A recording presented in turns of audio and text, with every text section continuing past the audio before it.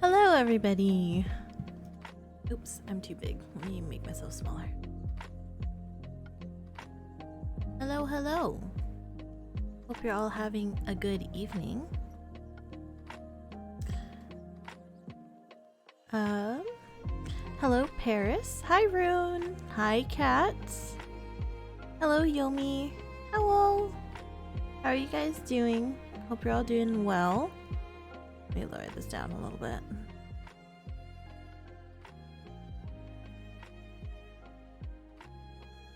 Yeah, hope you're all doing well. Sorry that stream is a little bit late. A little bit late. It was a couple hours late today. um, just kind of had a I just had like a long night last night, so kind of like took a nap earlier. Food and drinky tonight. I ate some food. Well, I ate a really late lunch, and now I am drinking a Smirnoff. Let's see how long it takes me to get drunk. I had a couple sips so far. Typically, it's like I'll drink like half a bottle, and I'll be pretty good to go. But we'll see how long it takes you to get drunk. But yeah. So we're going to continue playing some more Agent of Love to see what happens. Just gonna chat here for a little bit though and drink a little bit more for now.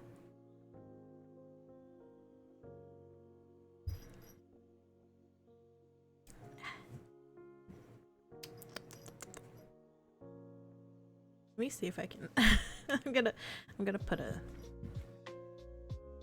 Smirnoff bottle in my hand. Let me see if I can find one.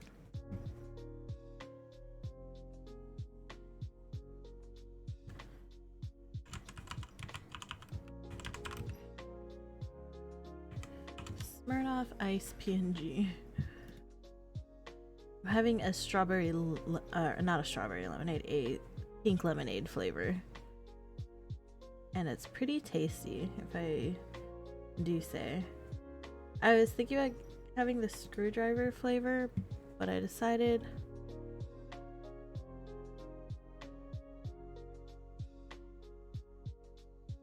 on the pink lemonade tonight.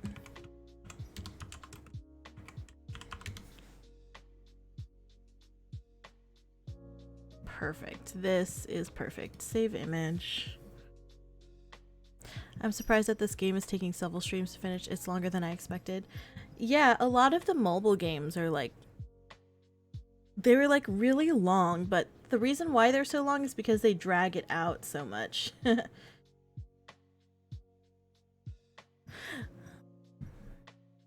see here.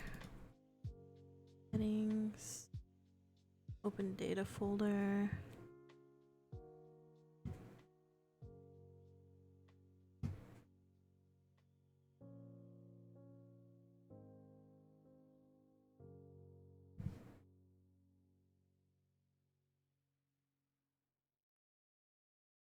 Can't I do items?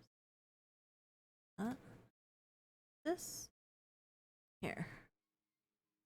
Perfect. Good. Okay. Now it should be in here somewhere.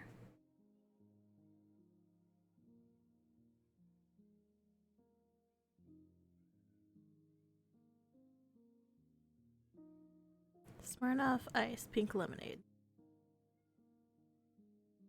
Perfect. Now I got myself a drink.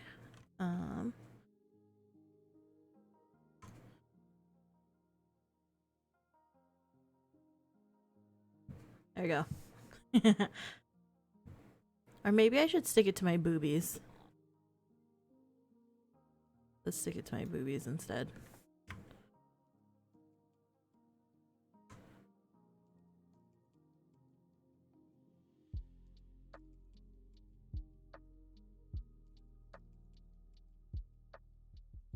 There you go. Perfect. It's beautiful.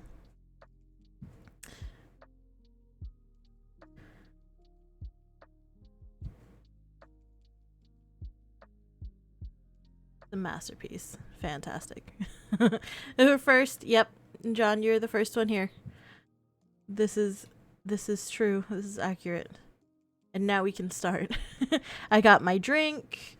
John's here, and that's all we need. Oh, that's Smirnoff up my nose. Ugh. I'm okay.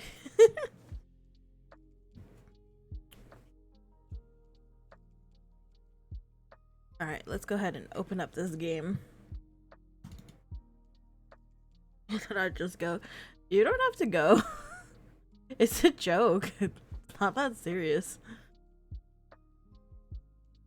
Also, you traded out the booba knife for a booba drink. Yeah. Mm-hmm. Exactly. I don't know why opening this game makes everything lag so much. Oh, jeez.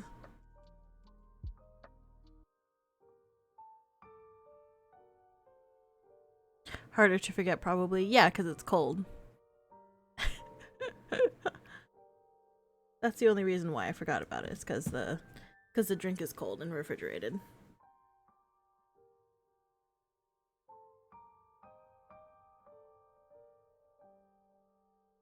All right.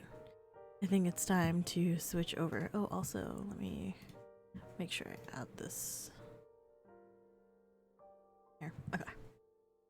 Oh, I already had it, actually. Gotta get rid of it. Remove. Alright, let's switch over. Your computer's trying to save you from the bad writing. Maybe. Maybe that's what it is. Yeah, every time I load up the game, everything like lags really hard while the game is loading. It's like all of the priorities go into the game.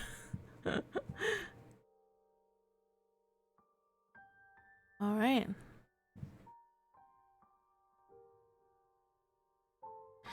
Oh, man. Are we ready? Am I ready? I need to drink some more. I'm not drunk yet. Well, it looks like I drank about half, so we'll sit there and see where that takes me.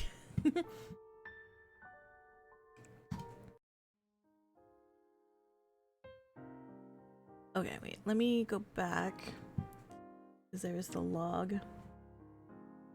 Okay, so this was the beginning of the chapter. The memories... Oh, okay. I guess I can't see from what happened from a couple seconds before this. Chug, chug, chug. Should I just chug the whole thing? Do I just chug my entire drink?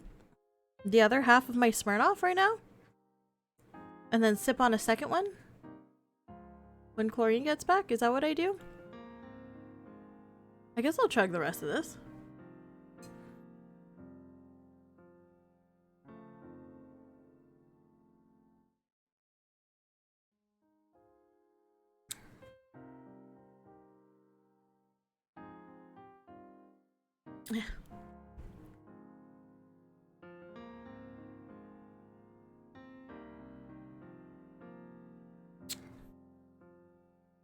Alright. I drank the whole thing.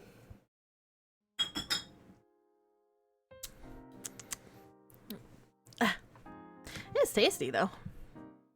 Alright.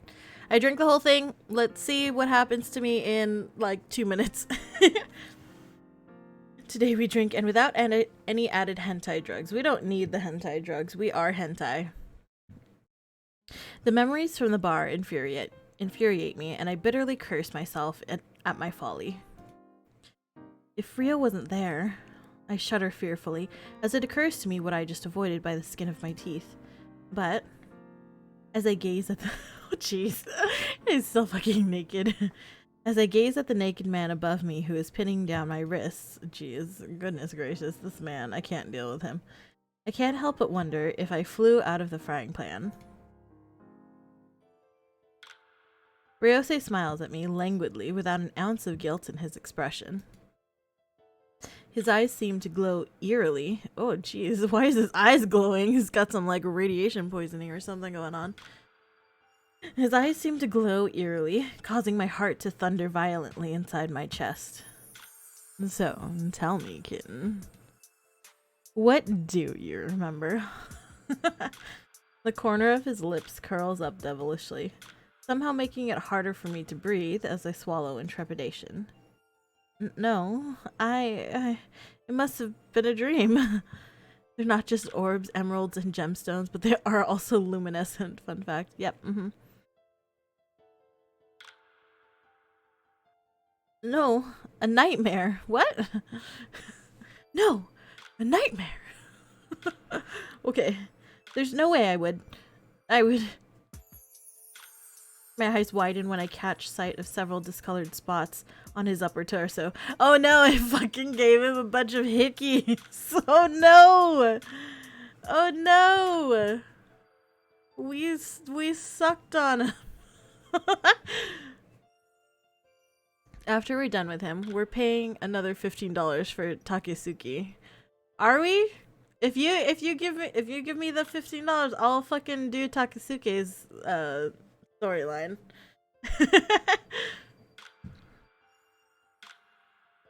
Or however much it costs. Well, nothing. I don't remember anything. I blush furiously and avert my eyes.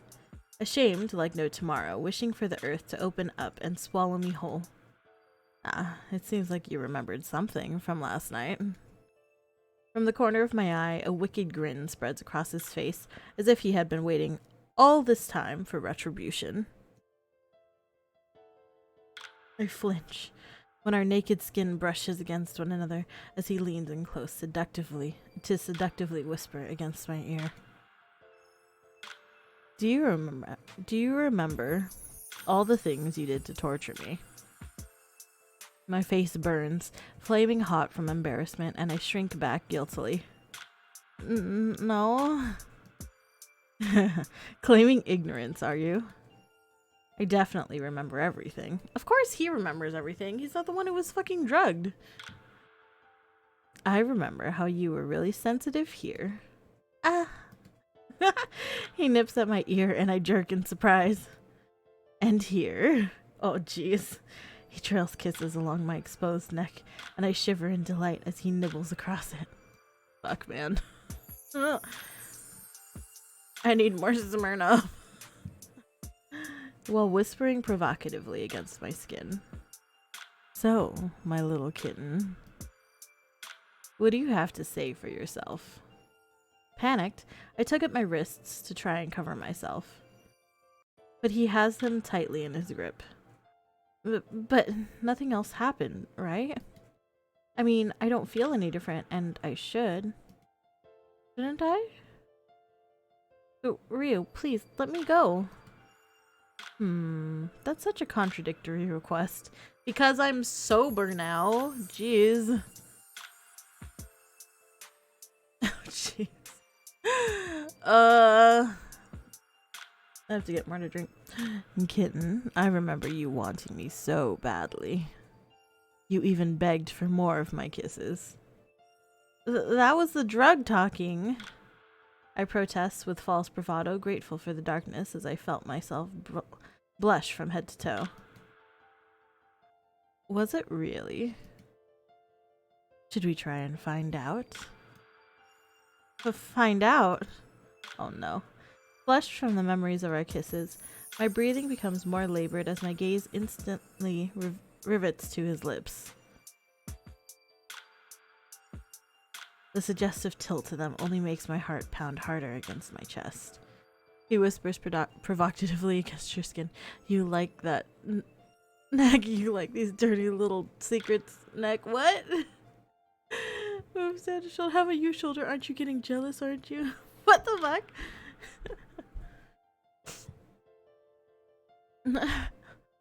Are my body parts jealous of one another? Is that what's happening? I don't think. My eyes widen at the sudden contact, totally unprepared for his kiss, and the unbridled passion that rages between us. Jeez. What the fuck?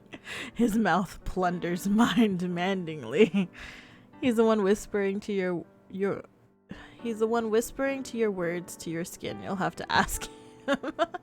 Okay. Leaving me no quarter as he pushes me deeper into the bed. Holy fuck. He releases my wrists to intertwine his fingers through my hair. I can't read. My vision's getting blurry. controlling me, keeping me enthralled by my devastating... controlling me, keeping me enthralled by devastating my mind with heady desire. I'm Mortimer Monketius. It's okay. It's just nothing's going on. This is just... We're just playing a game. It's okay. A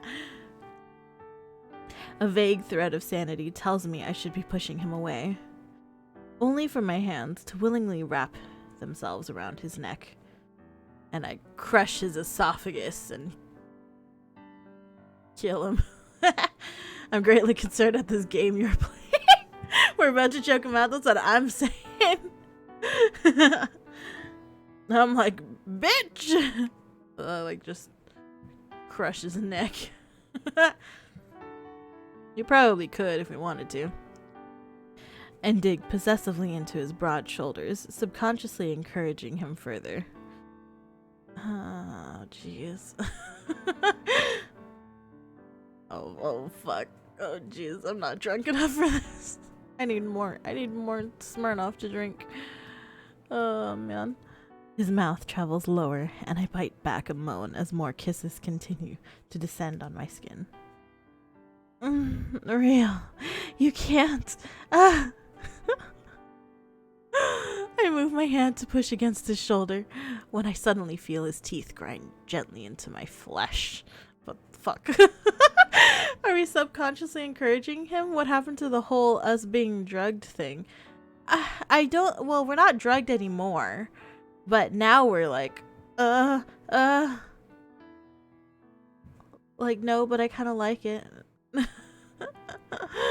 I'm back, but I'm not sure I want to be.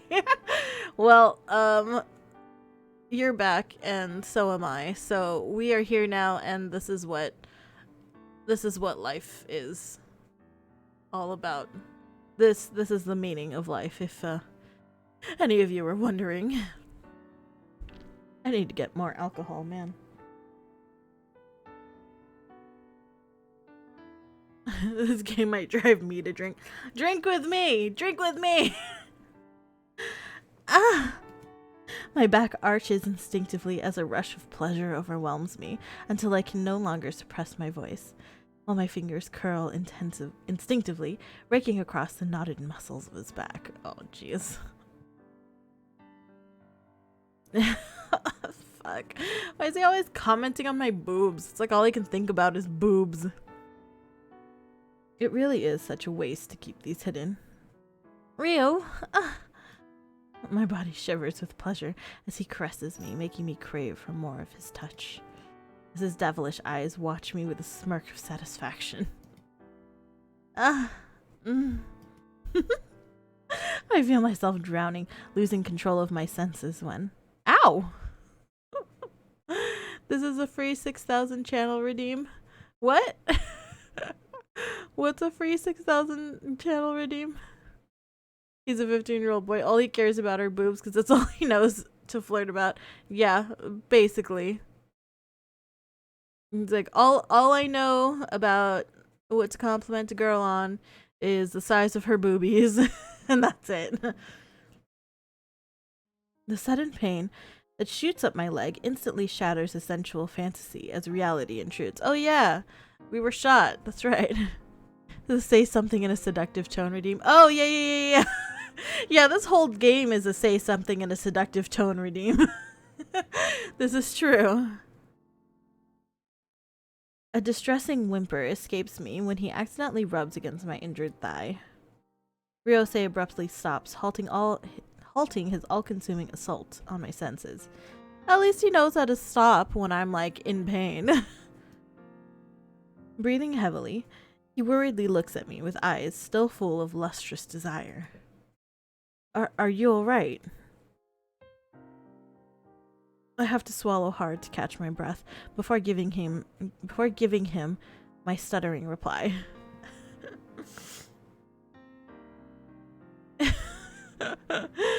Pretty much, John. That's like exactly what he's like. He's just like, ooh, boobies, boobies, boobies, kitten, boobies. Funny how she keeps forgetting a bullet wound in her leg. Yeah. Well, it like grazed her skin, but apparently we still had to get stitches for it, so. Yeah. I have to swallow hard to catch my breath before giving him my stuttering reply. Yes. Heaving deeply with relief, Ryosei gently leans forward and rests his forehead against mine. Our eyes centimeters apart.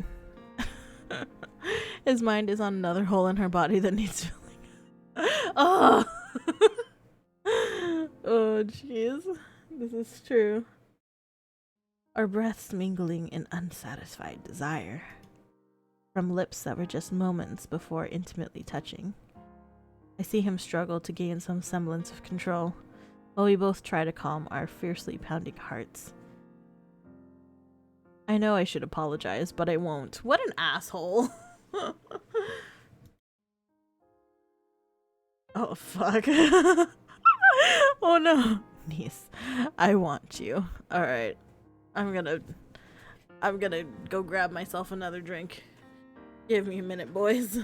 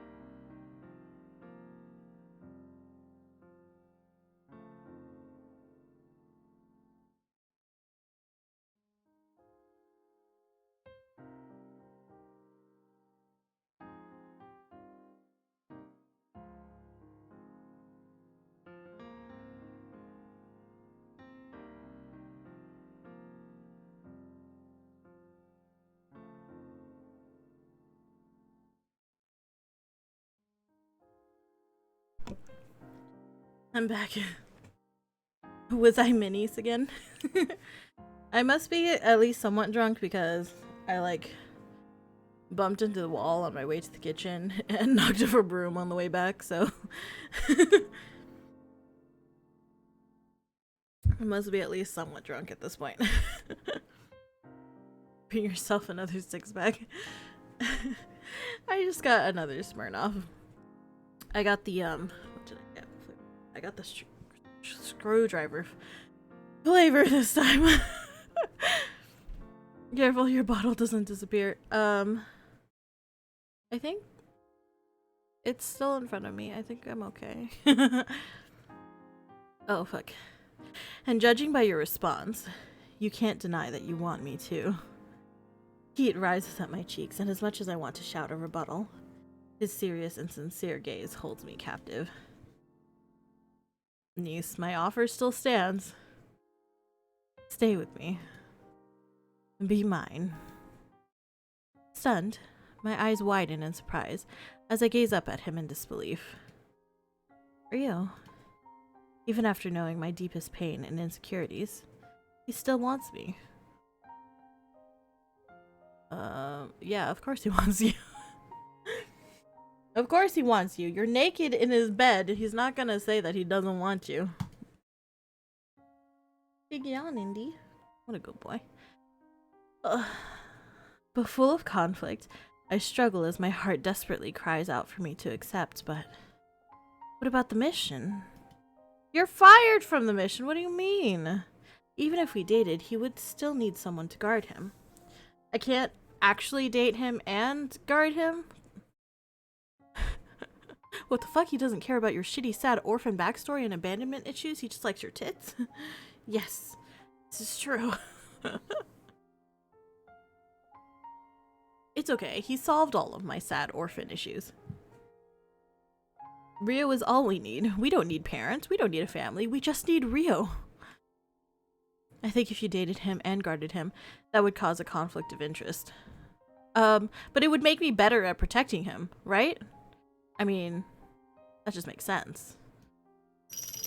And Kohei is already looking for someone to replace me. Rumors will spread that Rio has already found a new woman while he's dating me. Will I be able to handle it? And what about the press and my family? Forget your family, girl. Come on. Forget your family. Forget this boy. Hi, sweetheart. Yeah.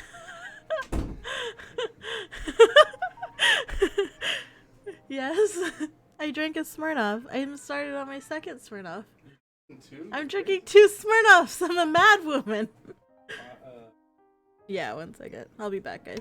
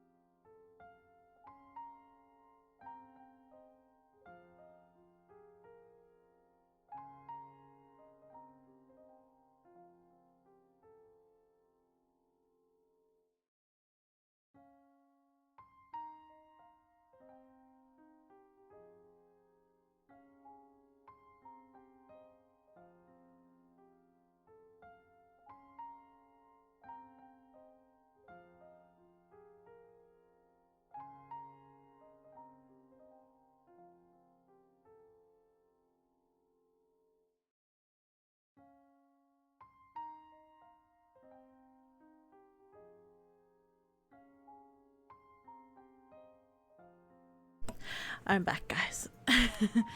Oh, what's going on? Oh right, single-handedly, he solved all of our problems except a little itch, only 7 inches long. I mean, that would be a pretty sweet bodyguard, I guess. Little unprofessional, but hey, you do you. Yeah, right? It's like, it's a bodyguard who, like, will for sure protect you with their own life.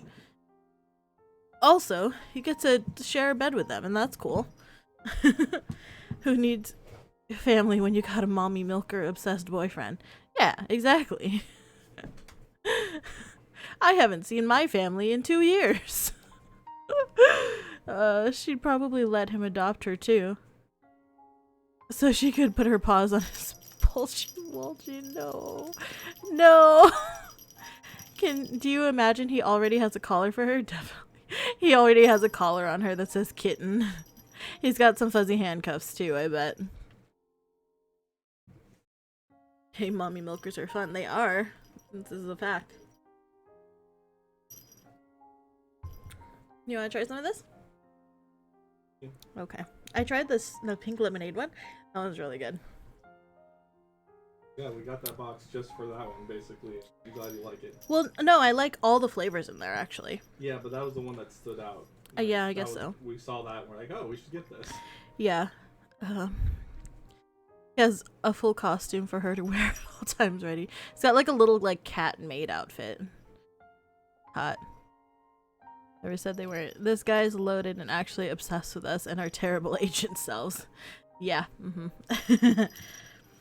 There's a sharp stabbing pain in my chest as my heart twists and aches in torment. This is what Kohei warned me about, isn't it? The reason why we shouldn't get too deeply involved? I wonder, did Kohei advise me, based from his own experience? Did he once fall in love with a client too? What do you mean? Did he once fall in love with a client? No, he's been obsessed with his sister this whole time. He's never been in love with anybody else except us. And then Ryosei turns out to be evil and stabs you and you get a bad ending. No! I'd be so sad. I wish I had the life of an anime protagonist. Those were the days of my youth. You could still have the life of an anime protagonist. You just gotta...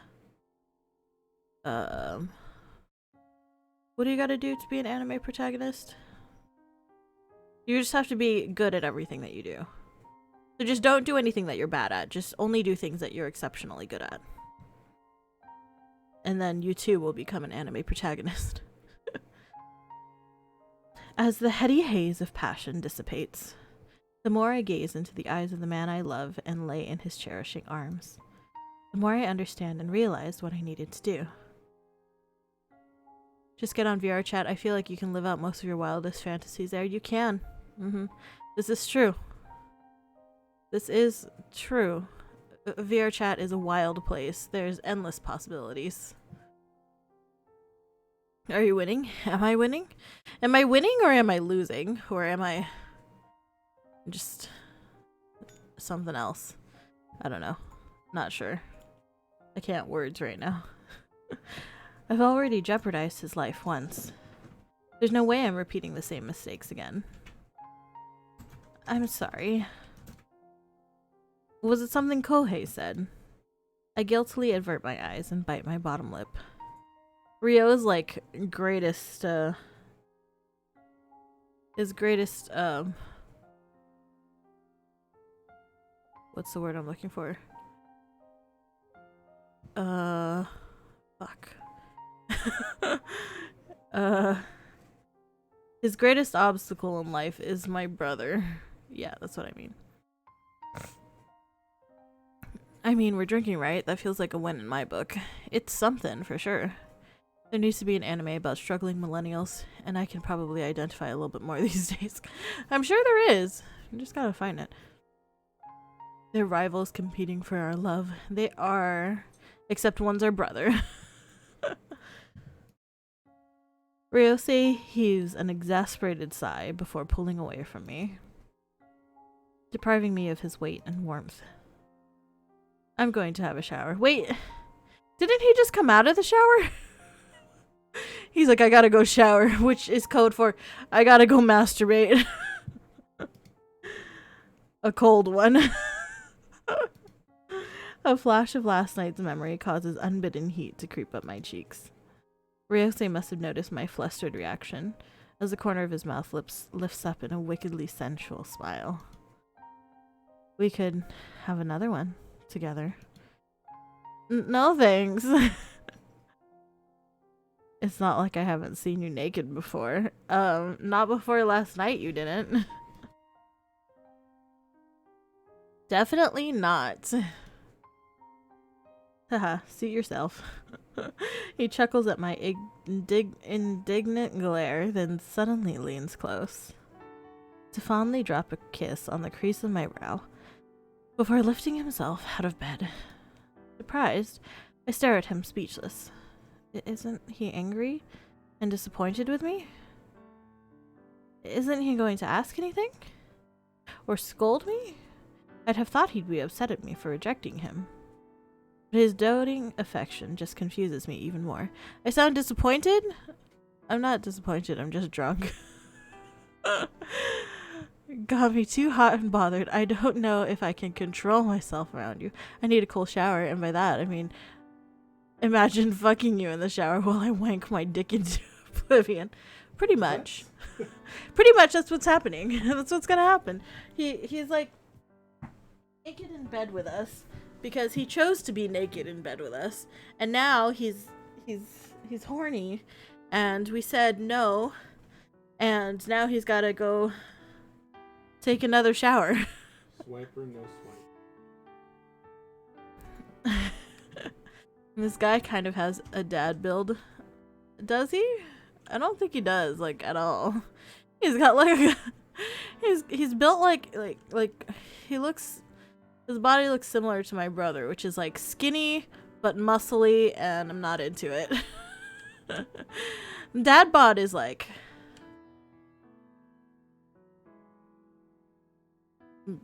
broad-shouldered and squishy and cuddly. And that's hot. But his doting affection just confuses me even more. So we're confused that Ryosei is like, you said no, okay. I still love you. I'm gonna go take a shower and calm down. And we're confused by that because Ryosei, if we had rejected our brother, he would have gotten so angry at us. And I think that's our only basis for how men should act. Dad bod is what Ryosei's robot father has. This is true. That's more like a dad bod. And Ryosei's dad is, in fact, a robot. He does just talk like a robot. As I reach for the sheets to cover myself, I'm given an uninterrupted view as he blatantly picks up a towel from the floor. He, like, stands up, turns around, picks up a towel from the floor, and we have, like, a fantastic view of his ass and balls. His muscles ripple with every move as his skin glistens in the moonlight. So this is basically an anime walkthrough on blue bottles? What are blue bottles? What does that mean? What does that mean, Chlorine? What? What is blue bottles? Blue bottles? Yeah. I know what blue bottles is. I know what blue balls is. I know what blue balls is too.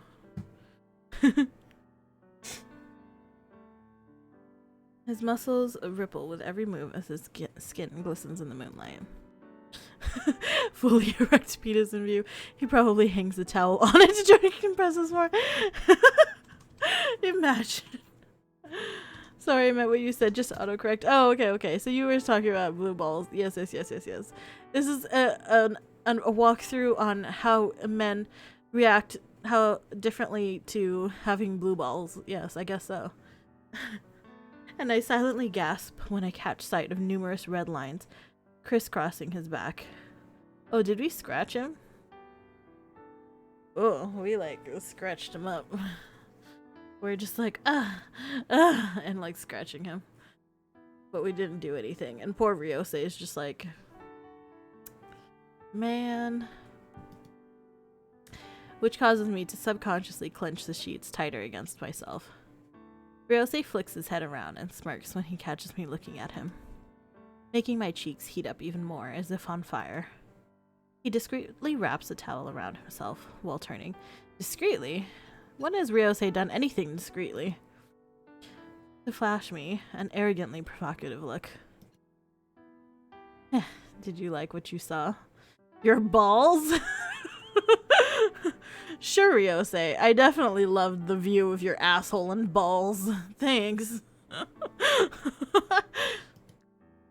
I blush and turn away guilty, trying to forget the body that was pressed onto mine just moments before. Stay here and get some more sleep. This is 100% walkthrough on how to have an unnaturally shitty childhood with an unnaturally shitty brother, where we're unnaturally shitty at our job and have an unnaturally shitty handle on relationships. But we can dom girls like a mofo. This is true. For some reason, I'm thinking about Beastars right now. Beastars? I haven't watched that anime. I've watched like an episode of it, but I have not watched the whole thing. Gosh, I'm really drunk. But what about you? Don't worry about me. It's surprisingly good. You should totally check it out. I mean, I know it's good. I've watched the first couple episodes, just haven't gotten back around to it. It'll be morning soon. I need to get up and get ready. My fists clench the sheets tightly while my heart twists at the thought of someone replacing me. But still, I force the painful words out of my mouth. You had better call Kohei before you go. I'm in no position to guard you today. Are you realizing you're drunk because you're getting into this game? No, I am just realizing I'm drunk because I have to breathe a lot. It's like when I get drunk, my heart starts to beat a lot faster, and I get like very easily out of breath. So doing anything is like, I have to like breathe a lot, essentially, and that's how I know I'm drunk, because I have to like breathe a lot. The first person was right. You sound awfully disappointed when you're drunk. Do I sound disappointed when I'm drunk? I'm sorry. Is this is a game about to hospitalize you by hyperventilation? Maybe. I'm gonna like, my heart is going to explode or something. Or any other day. As the words leave my lips, painful emotions tear at me. Feelings of incompetence, regrettable failure, but most of all, painful, bitter heartache. I guess I won't see him anymore after this. We'll be going our separate ways. There's a heavy pressure against my chest, and I bite my lip to stop the hotness from stinging my eyes. I'm not going to the office. Huh? I'll notify Tomichi that I'll be working from home. But you had a full schedule prepared for today. Considering yesterday's events, it will be safer for me to stay here. Which just means I'll be video conferencing my meetings today rather than attending the office. Who knows what else Mr. Tsukamoto might try when he finds out his assassination attempt failed. And besides, there's no way I'm going to leave you all alone, especially when you're injured. A warm, melting sensation spreads through me at his thoughtful consideration, which makes me bite my lip as I try to hide a widening smile. Ryose strides over to the wardrobe, and I watch him grab some clothes before handing me one of his shirts. Hi, Andy. Hi. Hey, sweetheart. I can't see, baby. I'm trying to play a video game. Where are you gonna go, sweetheart? You gotta move. Do you want to cuddle with me, or do you want to go sit down on your chair? You don't know. What do you mean you don't know? You gotta make a decision, baby. Come on. Alright, here. How about I hold you for a little bit? No! Okay, well then if you don't want me to hold you, you gotta go somewhere else, baby. Go in your chair. You're gonna sit right there, okay? We might be a shitty agent and we can't do shit, but at the very least, this game will have claimed one life. Yours. Uh-oh. I can relate to most of this, especially the painful, bitter heartache, but just another day. Oh, sad. No, don't be sad. Nothing about this game is realistic in any way. Please don't be sad. Ryose is just trying his hardest to maintain ownership over this property, going as far as to clear his schedule so she can't attempt to escape. Perhaps. Kitty cat? Yeah, there's a kitty. He just wanted some attention. Let's take care of yourself, please. I am. I only had one Smirnoff Ice. It's really not enough to do anything to anyone, except for me, apparently. And I had a couple sips of my second Smirnoff, but I don't think I'm probably not gonna finish it. I might have maybe like a sip or two more of it, but not until I have sobered up from the amount I've already drank. Then again, if I wasn't such a weeaboo degenerate, I might find love. This is not true. You can find true love even if you are a weeaboo degenerate. I mean, look at me. I have found true love, and I am all about the weeb shit. So is Chlorine. Chlorine's, I mean that's what you gotta do. You have to. If you're a weeb degenerate, you just gotta find somebody else who is as much of a weeb degenerate as you are, or more so. And that's it. It's perfect. Ryose has had a severe impact on her life. She's found her true husbando. Perhaps. Wait, are you talking about me, or are you talking about the main character?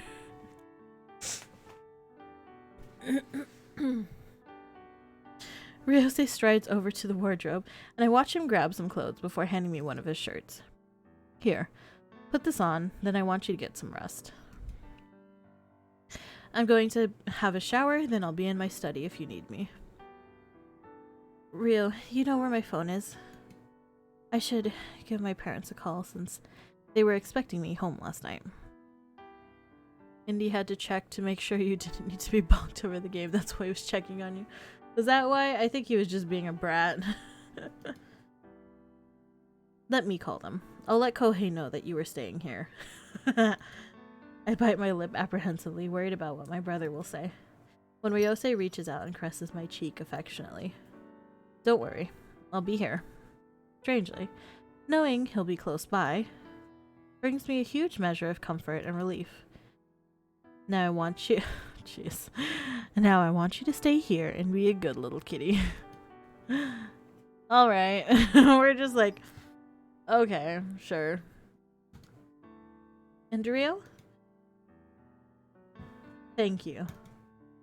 Thank you. For taking care of me. Don't worry about it. Anything for my little kitten. Oh, jeez. Ryose must feel giddy about being to gloat about niece.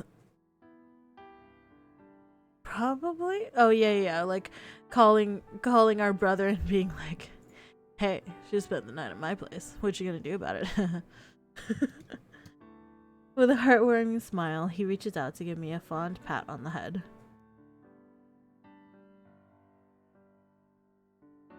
And my cheeks turned pink. Oh. And my cheeks turned tickled pink. Okay. As he runs his fingers affectionately through my hair. There's a lot of vital information I somehow did not get across in that post. I understood what you meant, though. He then turns around to leave the room, giving me one last glance before closing the door behind him. I grip his shirt tightly against myself before I happily put it on. Rolling over, I reach for the pillows and bury myself in the blankets, savoring his scent as it surrounds me until I drift off into a contented sleep. The warm rays of the morning sun stream in through the windows, and the chirping of birds wakes me from my peaceful slumber. And then Ryose abandons you without a word onto his next trophy. No! No. He's going to turn my body into a trophy and put me next to all of his other trophies in his basement. That's what I would like to say. But all I can hear is a couple of grown men shouting in the other room. Yep, I knew it. My brother's like... My brother came to the house. It was a bad idea for us to even tell our brother that we were here. I swear, they're like little kids. I mumble when I hear Ryose's voice. But I give a start surprise when I recognize another. Is that Kohei? Of course it's Kohei! Who else did you think it was? Oh my gosh, she's such a fucking idiot. You should have brought her home. I couldn't. She wasn't feeling well. All the more reason to take her home. Sorry, I almost made you spit out your hot chocolate. Do you know how worried we were? That was why I called you this morning. You should have called me last night when you found her. I'm taking her home right now. Wait, she's sleeping, alright? Look, just let her rest for now, and I'll take her back home when she wakes up. Where is she? She's in the bedroom. Wait, Kohei, hold on, you'll wake her up. Hurried footsteps approach the bedroom door, and I quickly sit up, just as it swings violently open. Kohei enters, followed by Ryose. Uh-oh. How are none of these characters at all intelligent or mature? Yeah.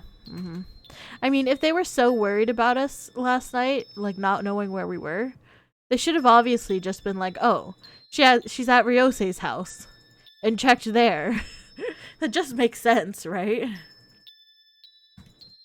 And they instantly stop in their tracks as soon as they see me. I self-consciously pull up the blankets to discreetly cover myself from their penetrating eyes, and I tense at the thunderous clouds gathering all around Kohei as his pupils flash the color of molten mercury. Ryose, you bastard! A surprised gasp escapes me, and my eyes widen in horror as Kohei grabs Ryose by the front of his shirt while pulling back a fist. Oh, shit. Oh, no. Kohei, wait. Please, no. I scramble to get out of bed and stop him,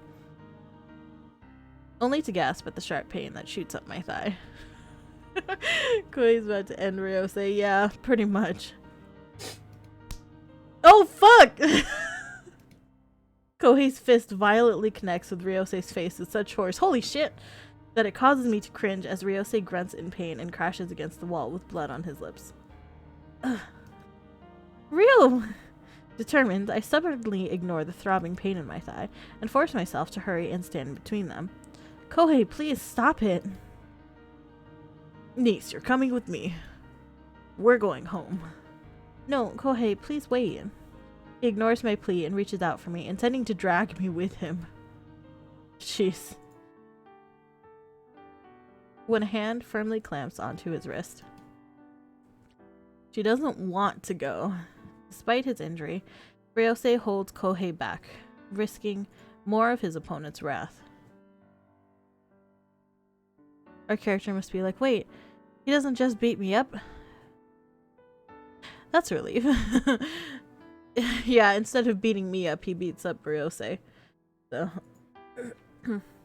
Kohei roughly tugs his wrist free as Ryose moves to stand. I'm not leaving her here just so you can use her and throw her away like your ex-girlfriends. Kohei, I'm serious about her. Huh? As if I'd believe you. No, stop it. Both of you.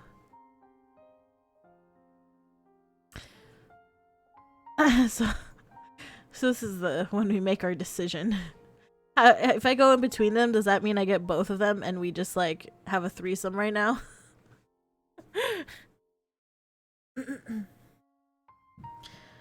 Well, I go to Ryose. I don't want to go to the person who I'm afraid of beating me up, so I limp over to stand in front of Ryose, ready to defend him against any further assault, while stubbornly directing a glare at my brother.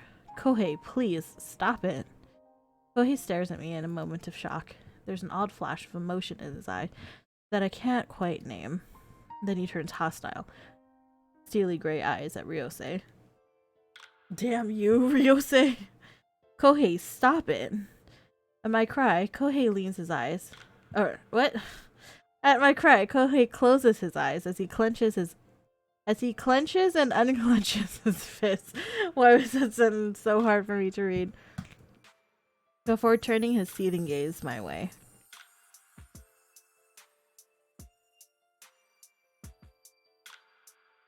His body posture tells me that if I weren't standing in between them right now, he would have run at Ryose like an enraged bull. Niece, get out of the way. The silent and deep timbre of his voice would have usually sent me scattering away, but not this time. After everything Ryo has done for me, there's no way I'll allow him to get injured due to a misunderstanding on my account. No, you're only going to hurt him. Kohei, nothing happened between us, so there's no reason for you to be this upset. Also, it's like I'm a grown fucking woman. I can make my own decisions. Why are you controlling me? Kohei takes a step forward, towering over me, forcing me to look up at him. His dangerous proximity sends my stubborn heart pounding, but I firmly stand in his way. Niece, are you telling me those kiss marks on your neck are nothing? Kiss marks? I feel myself blush to the roots of my hair, but hold my ground. Lifting my chin up, I willfully glare at my brother. Niece, move out of the way. No, I'm not letting you both fight and injure yourselves when nothing happened. Kohei casts a vengeful, vindictive look at Ryose, who returns a glare with a burning gaze of his own. Breathing heavily, with a grim look on his face, Kohei finally withdraws and steps away from me. Alright, fine. I'll leave. But Ryose, I haven't accepted you as of yet. With a formidable, lasting glare at Ryose, Kohei moves to leave when... Kohei, I meant what I said. Kohei slightly pauses, but continues on his way. And I cringe when I hear a door loudly slam not long after. After breathing a sigh of relief, I glance at Ryosei as he rests against the wall and see him try to smile at me, only to wince from the bleeding cut on his lip. Aww. Aww. Hi, Andy. Aww.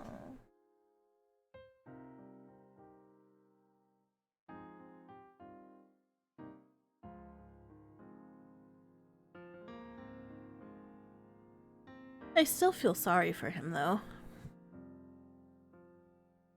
and kneel down to closely study the damage.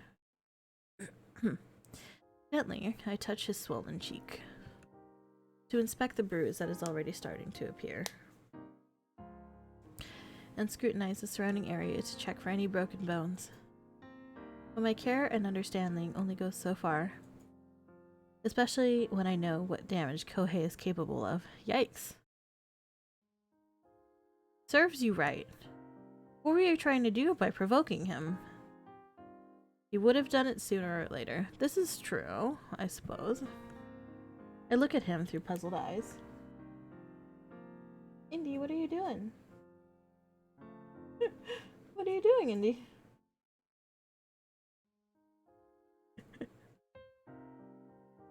Oh, did I miss something? I missed something, didn't I? Confused as to why he expected Kohei to punch him in the first place. I mean, we all expected Kohei to punch him in the first place. You don't need to worry about it.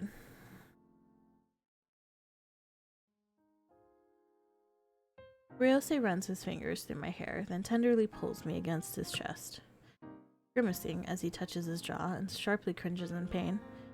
We really need to do something about that bruise. Ryosei surprisingly tightens his hold around me, preventing me from moving.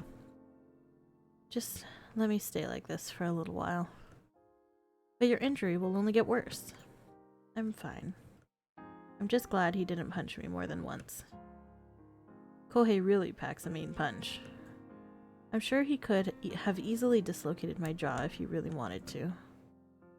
I'm sure he could have. We have practice matches often at headquarters, and he wins most of the time. As his heart beats in a natural rhythm against my ear, there's a long restful silence as he holds me firmly against him. And I cast him a sideways glance as a question niggles at me. What the fuck is that word? Rio? Did you really mean what you said? About me? I feel him tense before he heaves another deep sigh. Yes. Since when? When did you start to like me? A wry smile tugs at his lips as his arms tighten around me. As much as I'd like to say I had feelings for you ever since we first met. Oh, yikes. I'm sorry that happened. I hope she's okay. Last I saw, Kohei was punching Ryosei. Yes, that did happen.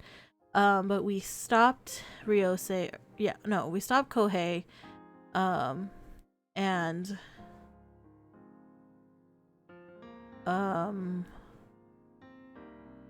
Ryosei was like, I'm really serious about her. And then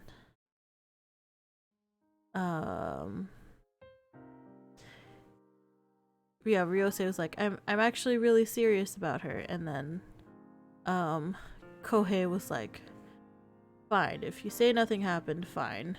And he left. And now we're like, did you really mean that? That we're not just like your other ex-girlfriends? And then we asked him how long has he liked us? And he's answering that question right now. Also, what do you mean, were you being serious? You've asked that like 10 times. How many times do you need to ask? Yeah, she's just pretty oblivious. Well, she's just like, no, I don't believe you. You're just saying that kind of a thing, I guess, maybe? Or like, we don't think that he's actually like wants to have a serious relationship with us. We maybe think that we're just kind of like a fling to him, and like he wants us to be his girlfriend, but it's not gonna last a long time, I suppose. Both of us were still children then. And not only would that have been illegal, but Kohei would have done more than just punch me. It's not illegal for children to be in a relationship. I mean, kids have relationships all the time. What do you mean? It's just not the only time it becomes illegal if one of you is an adult, which you weren't. Why would that have been illegal? The Kohei would have done more than just punch me. Honestly, I probably first had feelings for you from that day onwards. Which day was that? He leans back and relaxes his head against the wall as his gaze drifts away into the past. Oh, this is when it happens. This is when his mom comes into play.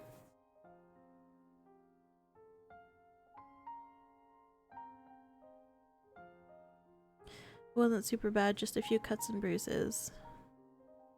Oh, okay, got it. Yeah, well, hopefully she's okay and she's got some bandages on and stuff. So, that's good. Later we'll find out he has a serious mommy complex. Yeah, probably. He's gonna stop calling us kitten and start calling us mommy. Since the day of my mother's funeral. There's a constricting ache in my chest, and my heart twists at the painful look in his eyes. I'm burying myself deeper in his embrace. I hold on to him comfortingly as we both reminisce that an unforgettable day.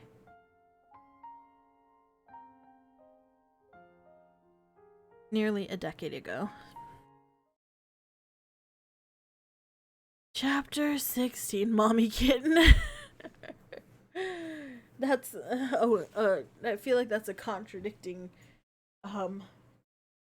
it's a contradicting phrase / nickname, whatever you want to say it is.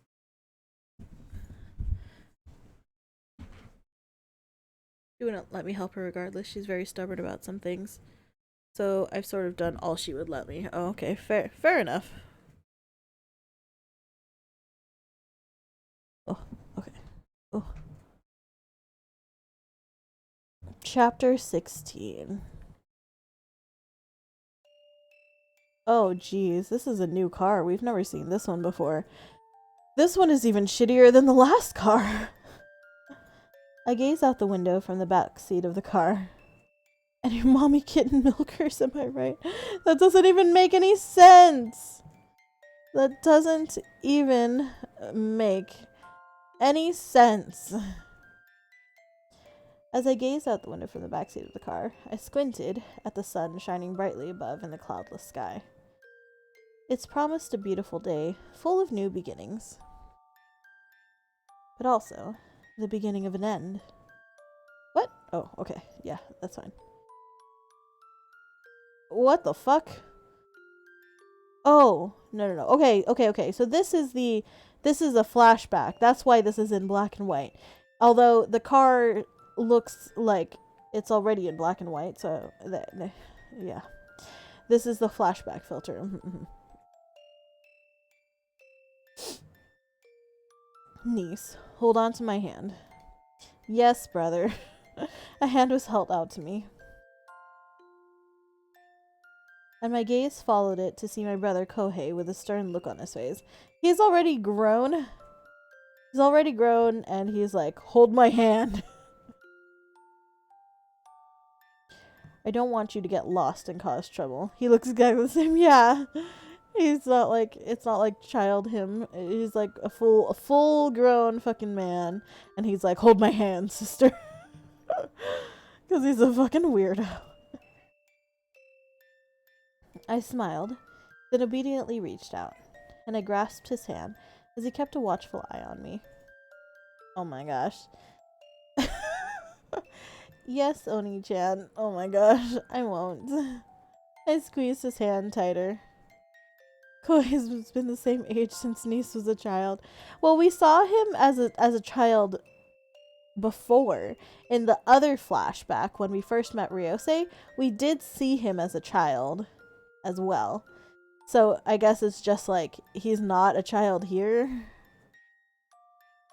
Like, this was 10 years ago, so how old do we think we are? Like 17 or something? Did we see him? I don't remember. Yeah, we did see him when we were a child. Hi, sweetheart. Yeah, I know, he's a good boy. He's a fucking vampire. Maybe that's where the whole illegal thing takes place? I don't know. Hoping to prevent such a thing from ever happening. The Asakawa family butler, Tanaka, met us at the door, and I followed the rest of my family deeper into the Asakawa mansion. My gaze wandered over the rooms, growing pensive with each step I took. I wonder how Rio is coping. The last time I saw him, he was a happy, cheerful teenager with a ready smile on his face. Yeah, we're supposed to be teenagers. That's what I'm thinking. Maybe we're like 17 at the time and Ryosei is an adult. Otherwise, I don't know why he could even be concerned about the legality of anything.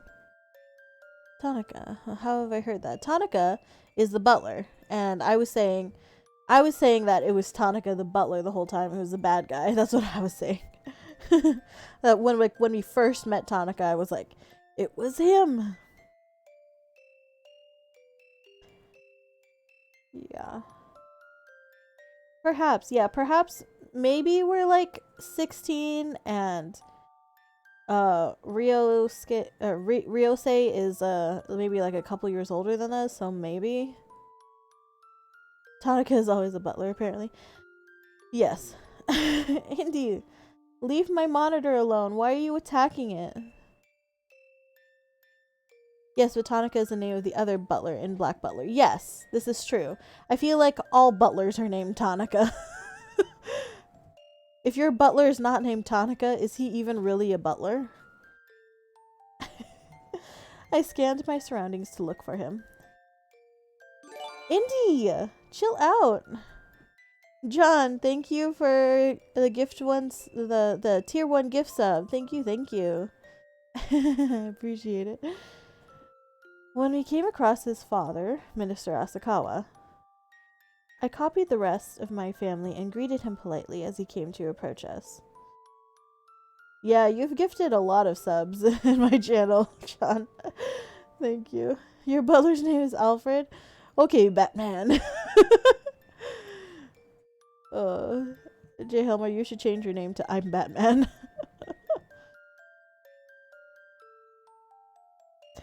Welcome, Makoto. Sayuri. I'm thankful you and your family were able to make it today. Thank you for having us, and our condolences to you and your family. It's been a long time since we've seen our decrepit-looking dad. Oh, that's my mom! This is the first time we've seen her. It was so sudden, we could hardly believe it at first. How is Ryosei taking it so far? Must be hard, since they had always been close. Oh, Ryosei's a mama's boy. He did have mommy issues. Oh damn, look at the actual mommy milkers on that one. A flash of pain passed over Minister Asakawa's features as his shoulders uncharacteristically slumped dejectedly. Not that well, to be honest. Oh, poor Ryosei. He's taking it harder than I had hoped. What? Okay. How do you hope someone to take the death of their mother? I'm certain he blames me for her death. Oh, shit. And I'm not sure I can fault him. The poor thing, he's still young.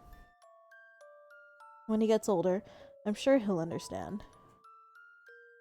Kohei, niece, why don't you both see if you can find him? See if you can cheer him up. You might be able to find Ryosei in the rose garden.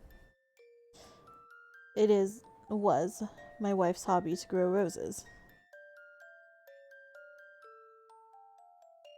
Yes. Alright, yes, Mom. Come, niece. Okay. Also, that's a much better feminine figure than the other one that had to keep our idol friend in control. Oh yeah, that's true. I remember. Yeah. The idol's like manager or whatever that had the weird outfit. I felt a tug on my hand and silently obeyed. We're teenagers, right? We're like 17 years old at least. And Kohei is like holding our hand. He's like, don't want you to get lost in this house. So you better hold my hand. It's just pretty weird. Falling into step next to Kohei and out through the back door. Right, feels weird, man. Yeah, it does. This is so bad. This is really bad. Is this worse? Is this worse than the death banquet flashback image? 'Cause this is pretty bad. I almost forgot how much I hated this game. This one's pretty bad. I don't know which one's worse. This one or the haunted banquet. As we walked out into the garden, I noticed a familiar figure standing by his lonesome self. Rio. A sorrowful aura surrounded him. Even as I cannot read. Even as he stood, straight and strong, gazing into the distance. Ryosei, Kohei called out to him as we both made our way closer. Ryosei turned his head.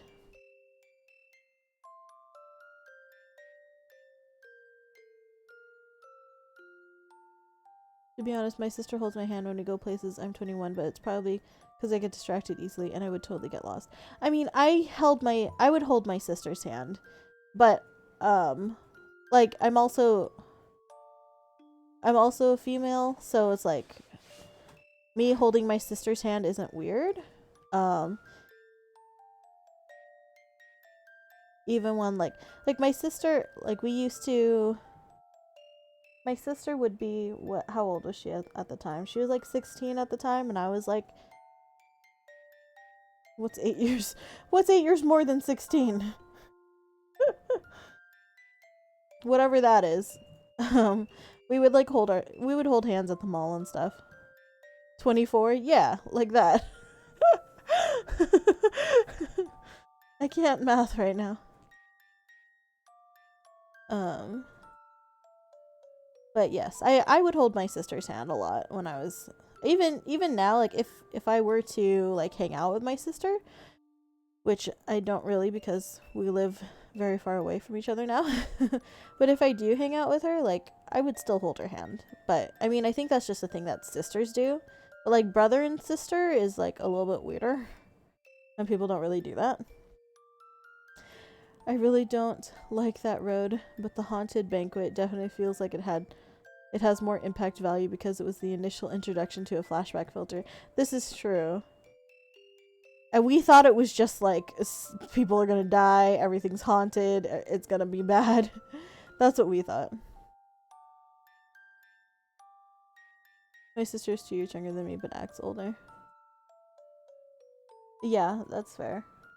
You know what's funny is that I'm 8 years older than my sister, but some people, there have been times that people have asked us which one of us is older. Because I always kind of like looked younger than my age, and my sister always kind of looked older than her age when she was in high school, like when she was a teenager and stuff. I'm like, she's like 14 when I was 18. Wait, no, that's not even right. Whatever 8 years is. No, when she was like 13 and I was like 20-ish, 21, people would ask us who was older.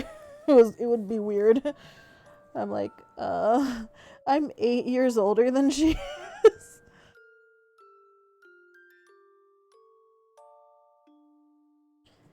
I'm a girl if it changes anything. Oh, people don't really know online. I didn't want to assume.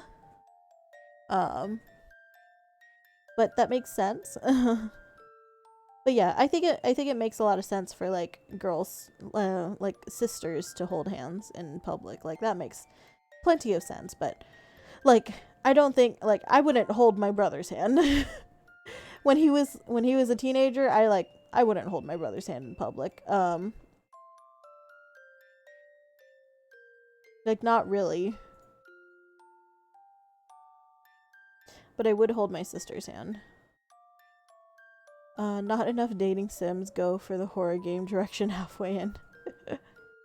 Ryosei turned his head, and I inwardly gasped at the bleak look in his usually cheerful features.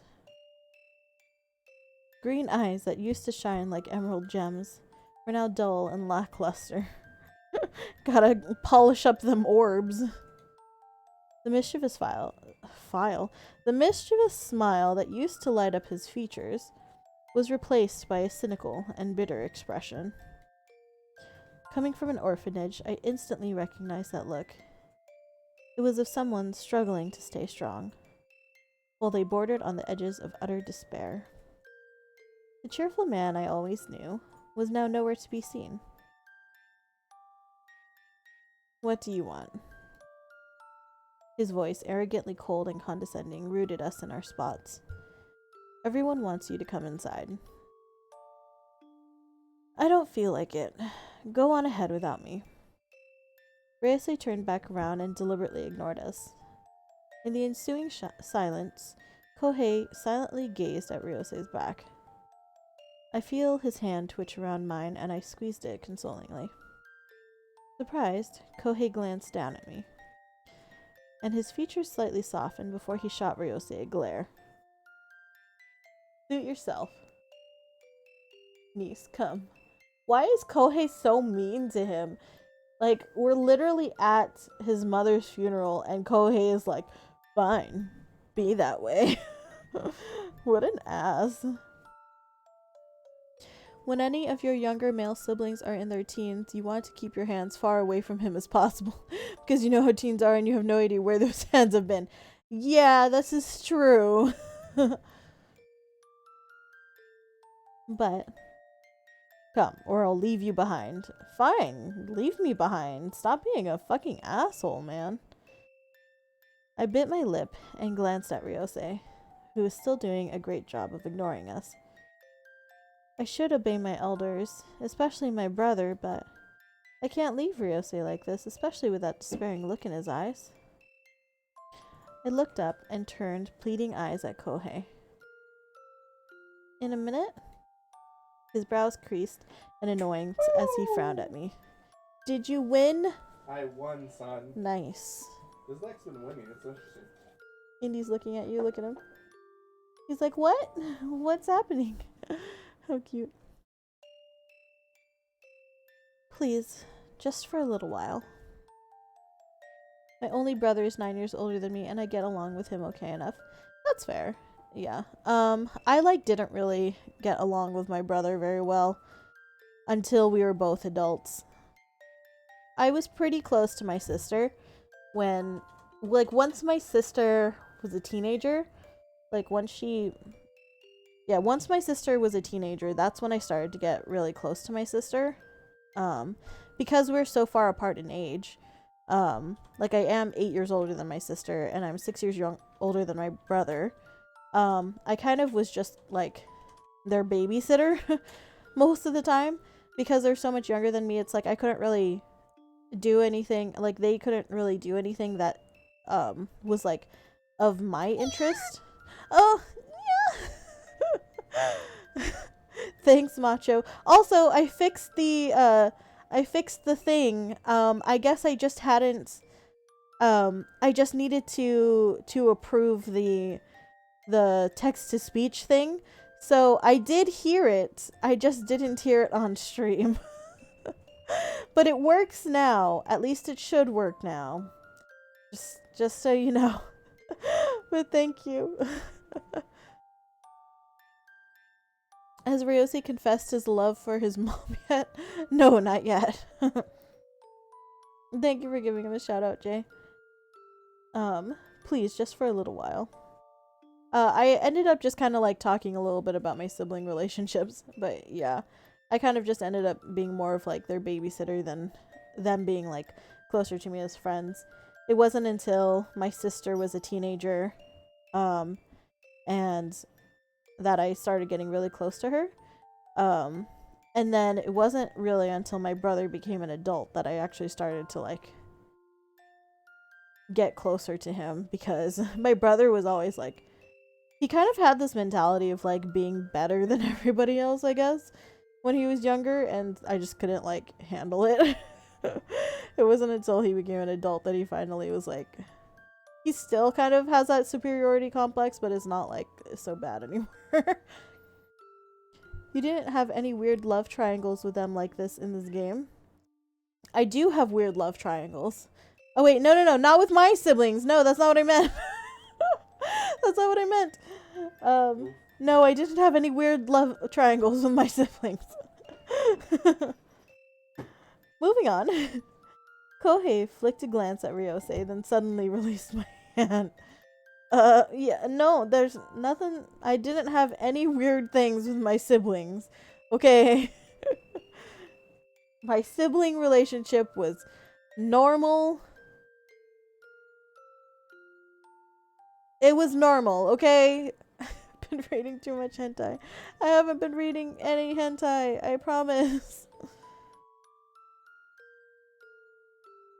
Kohei flicked a glance at Ryosei, then suddenly released my hand. The loss of his warmth made me want to cry out as my heart twisted. Ah, that's so weird.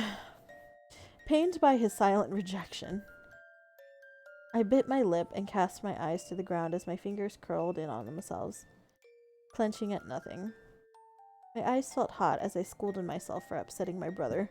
We upsetted our brother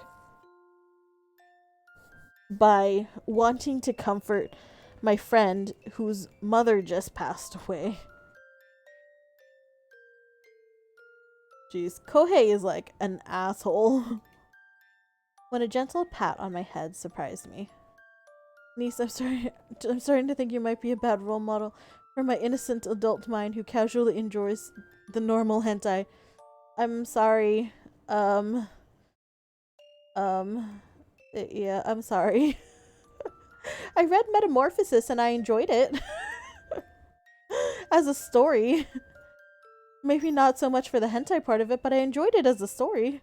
There's also this I was on Reddit and I saw this. Indy, why are you biting my monitor? You better cut that out. Normal hentai doesn't exist, don't lie to yourself. Well, there's the vanilla hentai, which is as normal as you can get for hentai. There's lots of vanilla hentai, which is like completely reasonable, so. And then there's an NTR hentai that I read, and all of the people, not all of the people, but a lot of the comments on it on Reddit were like, I want to destroy the world now. And they're like, this is the worst. I hate people. Why are people so awful? NTR is the worst thing to have ever existed. I was like, what the fuck? Like, why are people so angry at this? It wasn't even like really bad. It wasn't even like, I mean, I get that NTR can be like, it doesn't have to be that they're in a relationship, but it was like,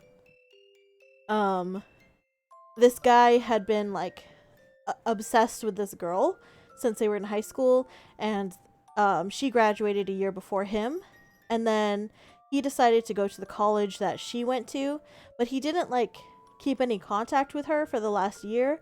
So he like finds her, but she's like fucking another dude, and he's like sad and like distraught about it, but it's like, dude, you weren't anything to this girl. You liked her and you had an obsession with her. You haven't even talked to this girl in an entire year. Of course, what did you think was gonna happen? Like, and all of the guys in the comments were like all angry about it. I'm like, why are you guys so angry about this? It just didn't make sense to me, like at all.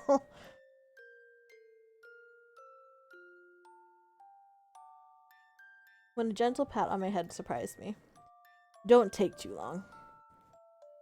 She owed me. She belonged to me. She might not have known it, but that shouldn't matter. Yeah, that's kind of like the feel that I got from what like the comments were saying. They were like, I was like, what the fuck? Like, she doesn't owe you anything. She doesn't owe the main character anything.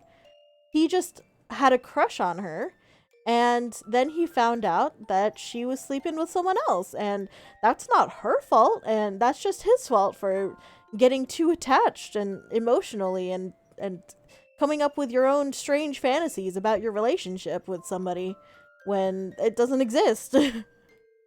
Like, I don't understand why people were so mad about that. Did it end with him killing her in a passionate rage? No, it ended up with the other dude having a threesome with 2 other girls, and then he went out in the hallway and cried.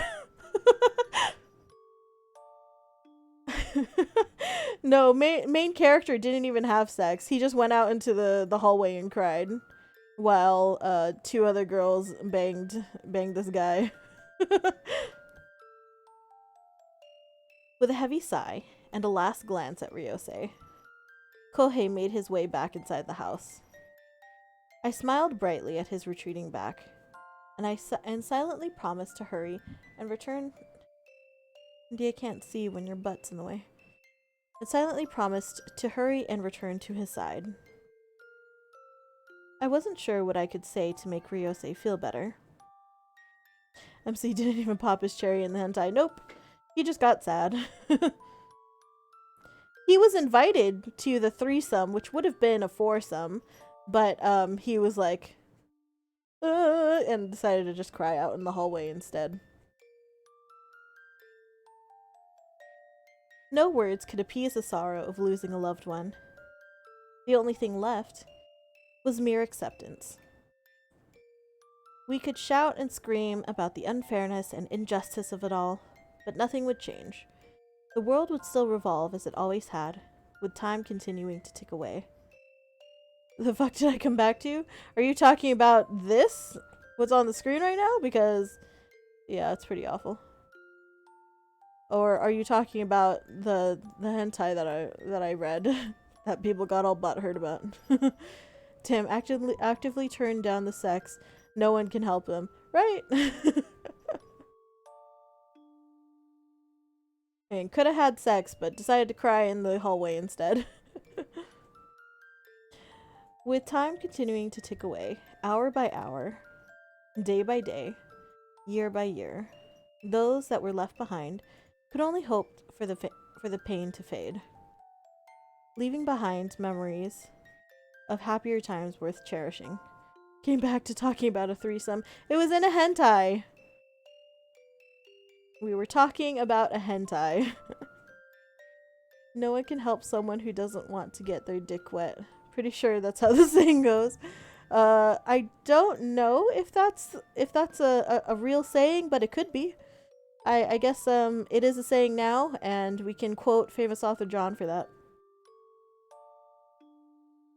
There was a moment of peaceful tranquility as I admired my surroundings, and quietly breathed in the scent of fragrant roses while I studied the gardens. Don't stare at me. Startled from my musings, I flicked Ryosei a glance, and saw he still had his back to me. I wasn't. I just thought that you shouldn't be by yourself. BRB getting a call. Kugel!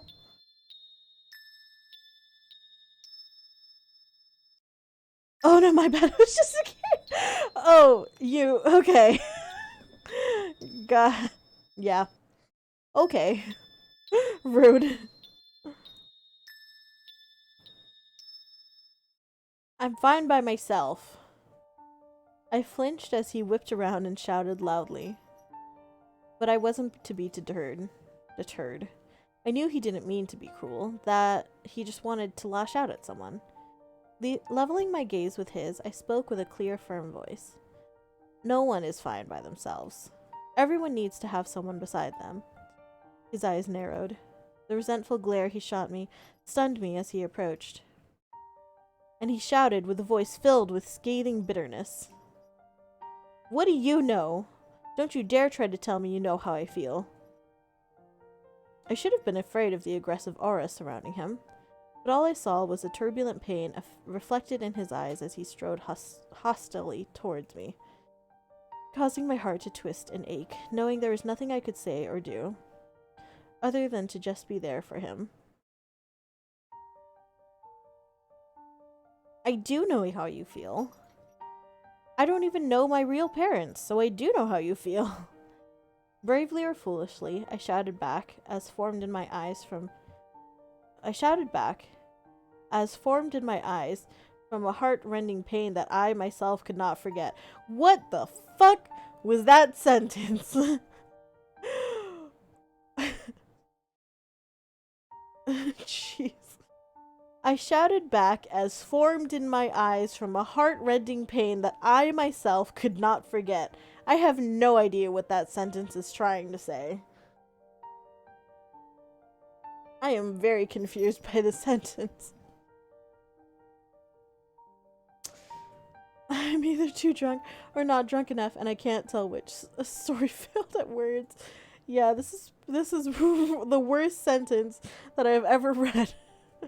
This is not the worst sentence that I've ever read, but this is the worst sentence in the game so far. I don't think I think I'm starting to sober up now, though. I don't know if I should keep drinking, though. I think maybe I should just have some water at this point. What got formed? I have no idea. I think it's supposed to be, I shouted back as tears formed in my eyes.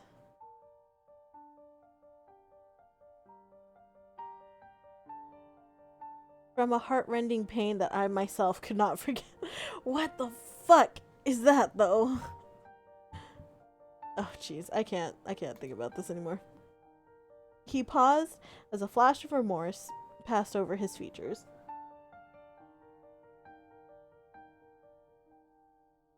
And lucky for me, the Takeuchi family was willing to adopt me as their own. But you, Ryo, you still have a father. Heh, my father. It's because of him that my mother died. He killed my mother. Because of him that, grimacing, he stopped whatever words he was about to say and spun around. It seems like he has a good relationship with his father now, though, right? Did orbs form in our eyes like they did in Kohei and Ryose's eyes? Probably.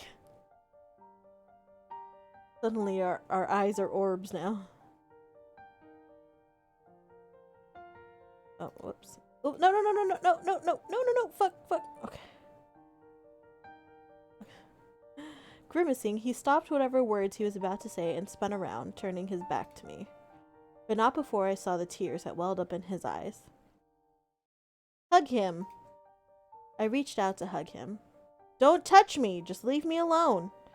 I can't just leave him alone like this. Determined, I braced myself, then wrapped my arms tightly around him. Niece, what the hell are you doing? Let go! No!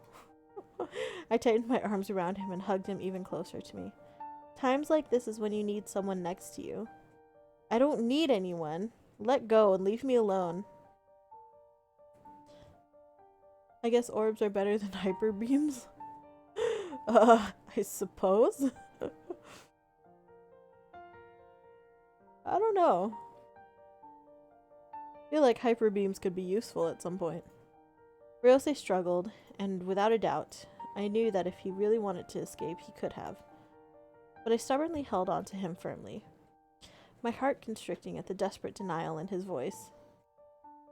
I won't. Ryo, I'm staying here with you. He stiffened, and I felt the shudder that rippled through him. Tiny wet droplets fell on top of my hands that were around him. It's fine. Just let it all out. I leaned into him and rested my cheek against his back, calmly listening to the mournful beating of his heart. I'm here with you. Warmth surrounded my hands as he covered them with his own, lightly tugging on them, signaling for me to let go. I loosened my grip and Ryosei slowly turned. He faced me with lashes wet from moisture, and I felt my own tears fall. She's gone. She's never coming back. His father is a robot, so that might not be too far off, He had to do a test run to see if he could get away cleanly with a murder for when he makes an attempt at world domination. Our booba are thrust into this man's back and he's trying to get away from us. Now he can't get enough of our booba. Make up your mind.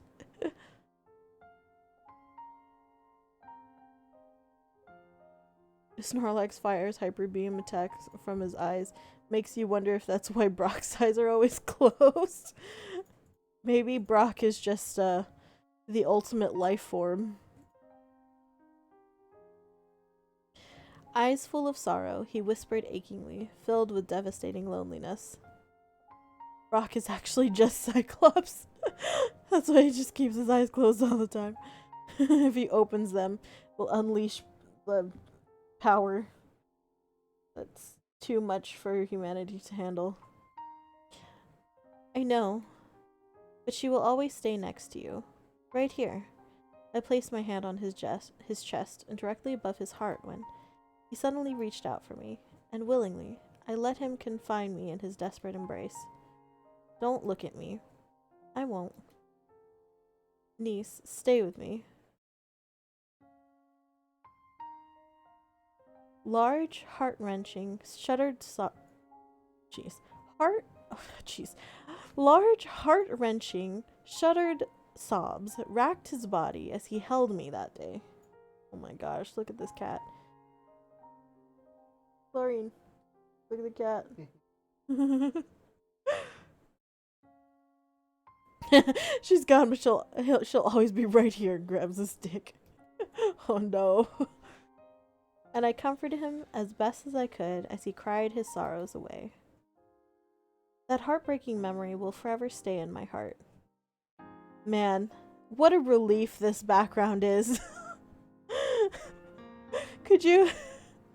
Oh man, this background is such a relief compared to the other one that we were just seeing. For someone to lose a family member so suddenly, it can be devastating, and was all too common at the orphanage. It's one of the main reasons I decided to join the police force.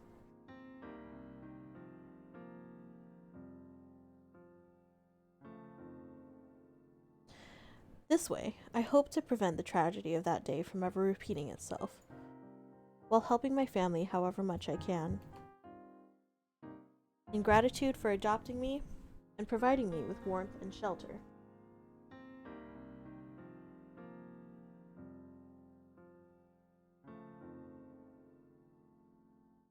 Why are you looking at me like that, cat?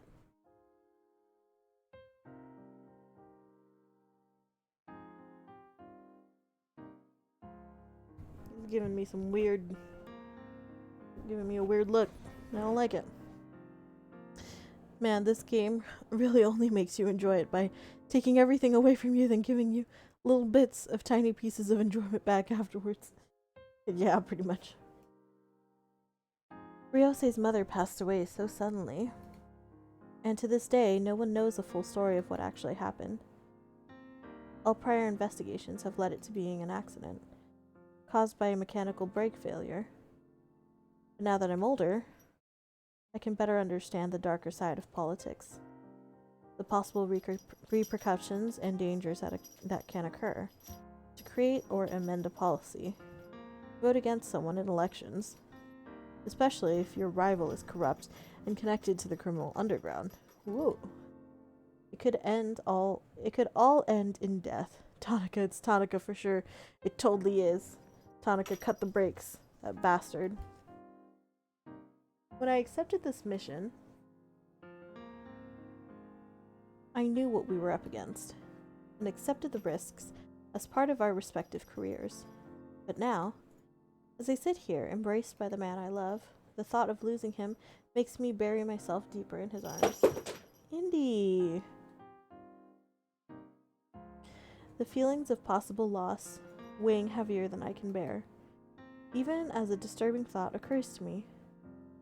If he has loved me since that time so long ago, why did he date all those women before me?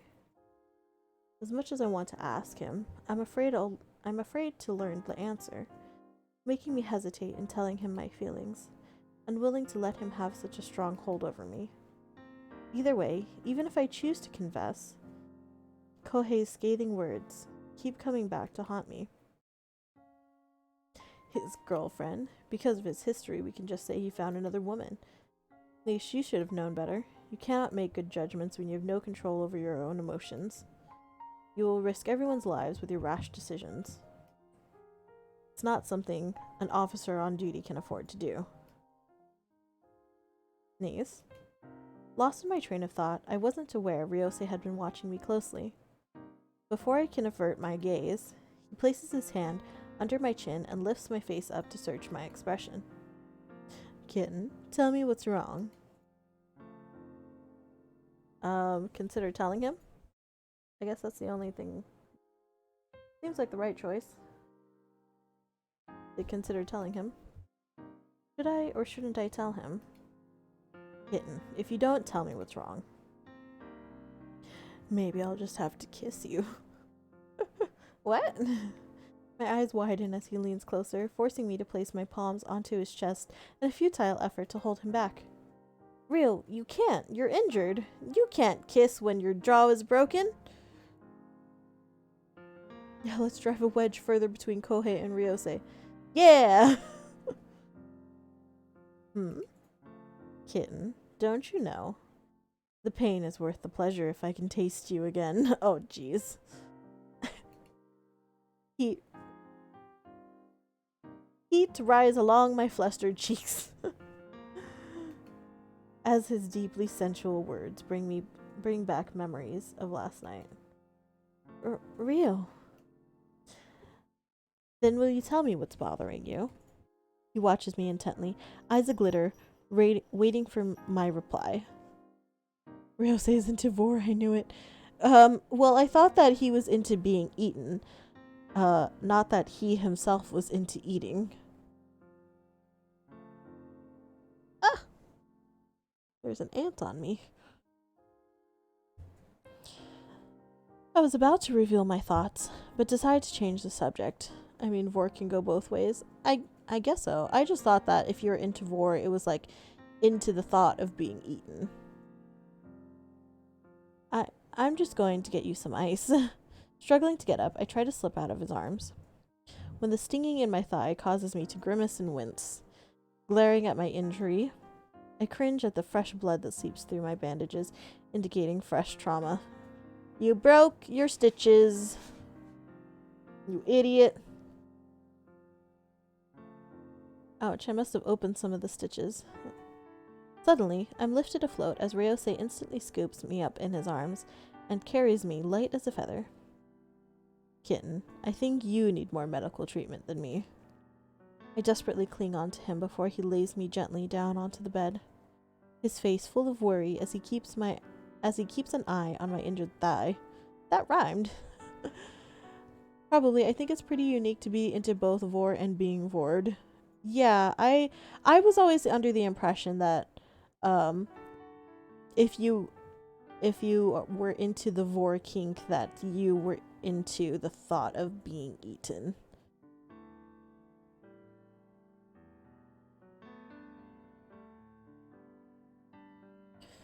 I'll be fine.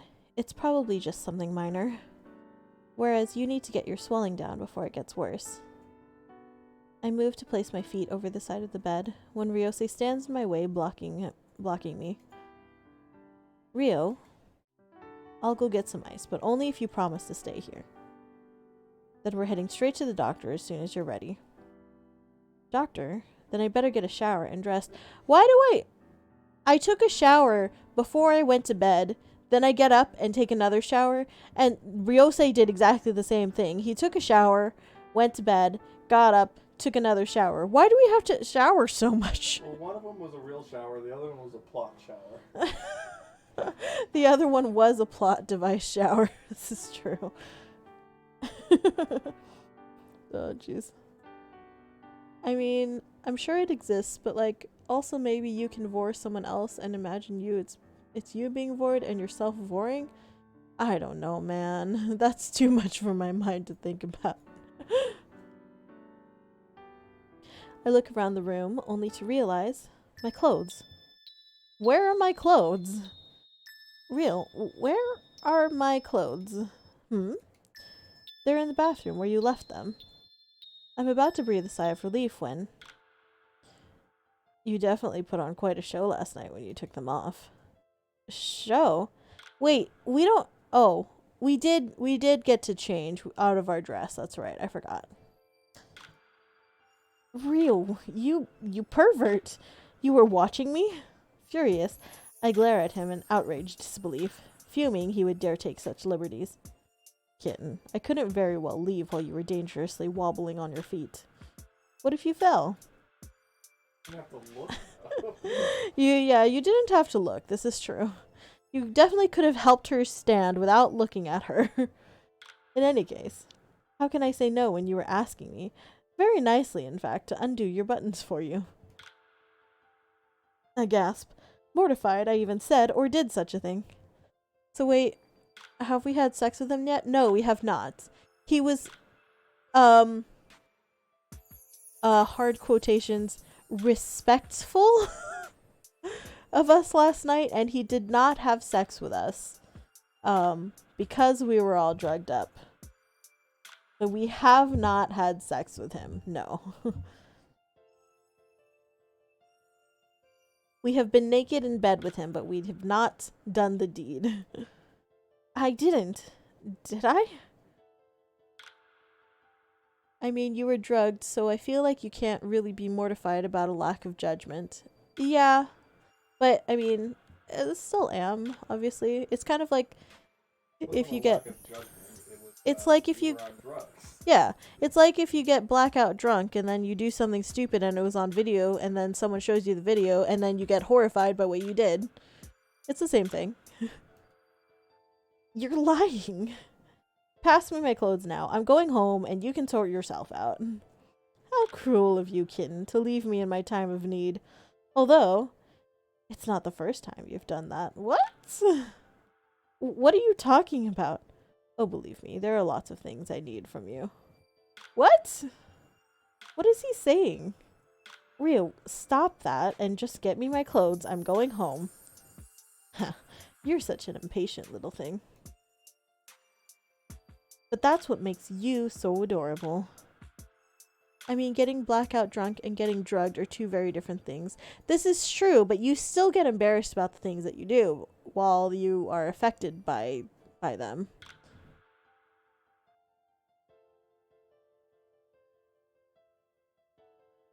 I mean, I feel like I would be. I feel the sudden, affectionate brush of his lips against my forehead. Indy Jones, you need to chill out. You're going to knock over everything.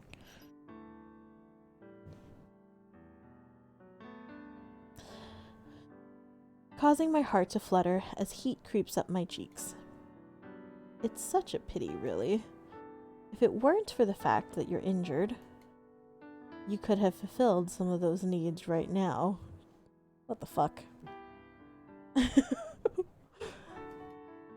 Real. Pursing my lips, I eye him with a vengeance as he chuckles exasperatedly. Indy, you are so handsome. What a handsome boy. Look at you. What a good kitten. Hi, baby. Oh, what a good kitty cat. You're so handsome. Pursing my lips, I eye him with a vengeance as he chuckles exasperatedly. I reach for a pillow and throw it at him with all my might, only for it to harmlessly hit the door as he closes it shut behind him. Ah, yes. Next chapter. I am going to take a bathroom break and I am going to grab some water and I will be back in a few minutes. So please enjoy the sounds of lo-fi hip-hop beats to relax/study to.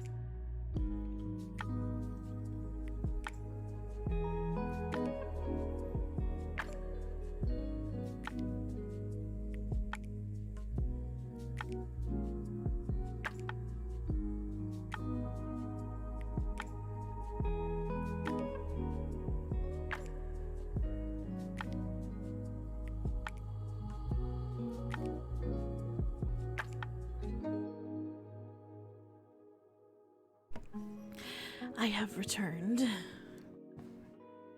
Thank you.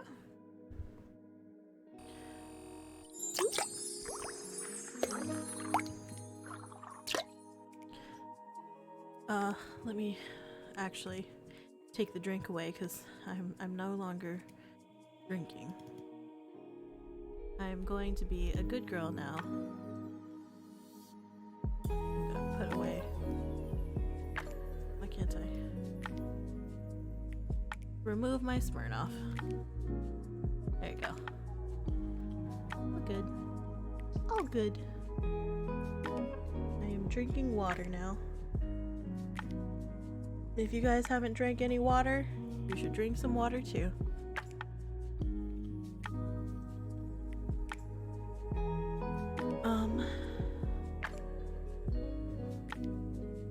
Like, yeah, but you would obviously be embarrassed, but like, it also wasn't your fault or your intention to do anything, and Ryosei just took advantage of you, so it just feels like a dick move to tease you about something you did while you were drugged and in his care.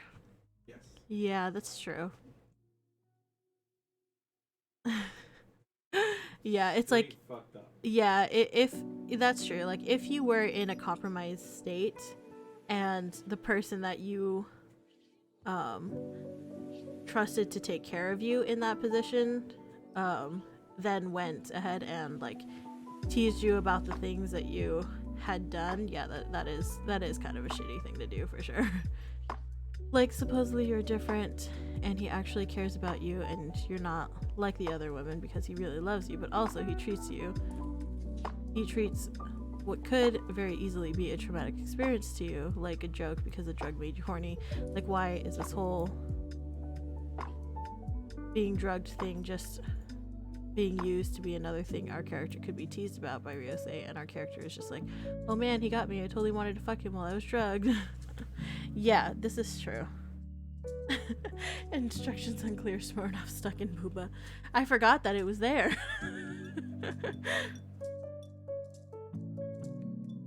Alright. Why am I so big? Let me smaller myself. That's a little bit better, I guess. Welcome back. Thank you, Yomi. Alright, let's continue. Go to chapter 17. I got myself some water and I ordered some tasty food that I'm really excited about, so let's continue. Dr. Hajime, I wasn't expecting to see you here today, Niche-chan. Oh, fuck. I hate it when the boys call me Niche-chan. It's like the fucking worst. Like, why would you... Ugh. It's so cringe. I wasn't intending to come to visit so soon either, Dr. Fukuyama. I guiltily bite my lip while I sit on the examination bed as I let Dr. Fukuyama inspect my wound. I had adamantly tried to tell Ryosei that I was fine, that I didn't need to see a doctor, but he would have none of it. And nothing I said convinced him otherwise. Well, a couple of your stitches did come undone, but it should be fine as the bleeding itself has stopped. I've also replaced the bandage, and this time, I seriously encourage you not to conduct any strenuous activities.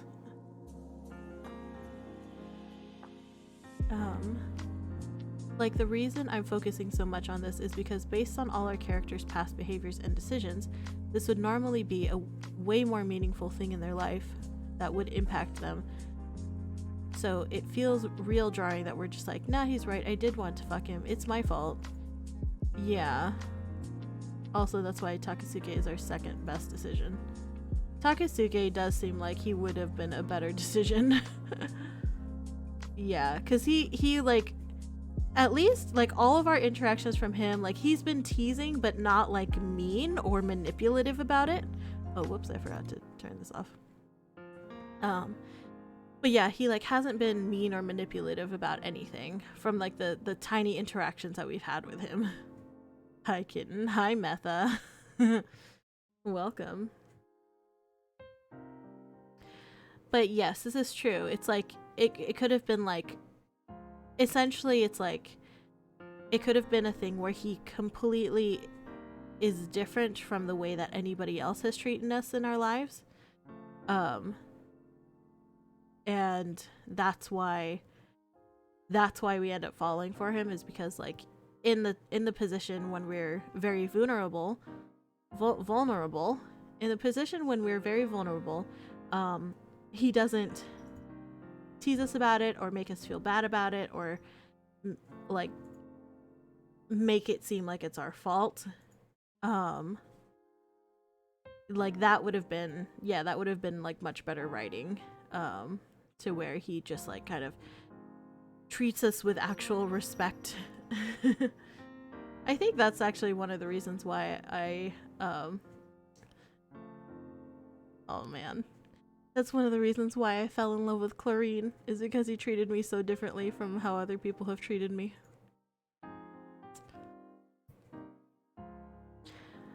Hi niece, hi bee whisperer, hello.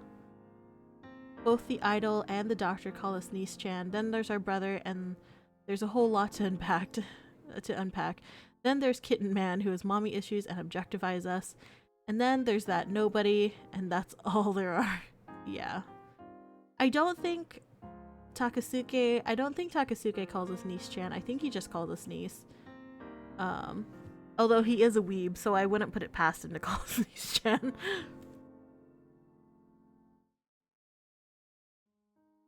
For at least a week. Dr. Fukuyama warmly smiles at me, but his gaze seems to travel over the top of my head to Ryosei. Though Takasuke is our best bet, he does treat us the most mature out of everyone. Yeah. My apologies, Doctor, but the situation couldn't be avoided. And you, Mr. Asakawa, seem to have a brand new injury. Ryosei tries to smile, but results in a grimace from the bruising on his cheek. Yes, but it was to be expected. And I probably deserved it. Dr. Fukuyama's gaze locks on Ryosei at his cryptic comment. And I vaguely feel something pass between them. I'm sure you did. Are you certain you don't want me to take a look at it?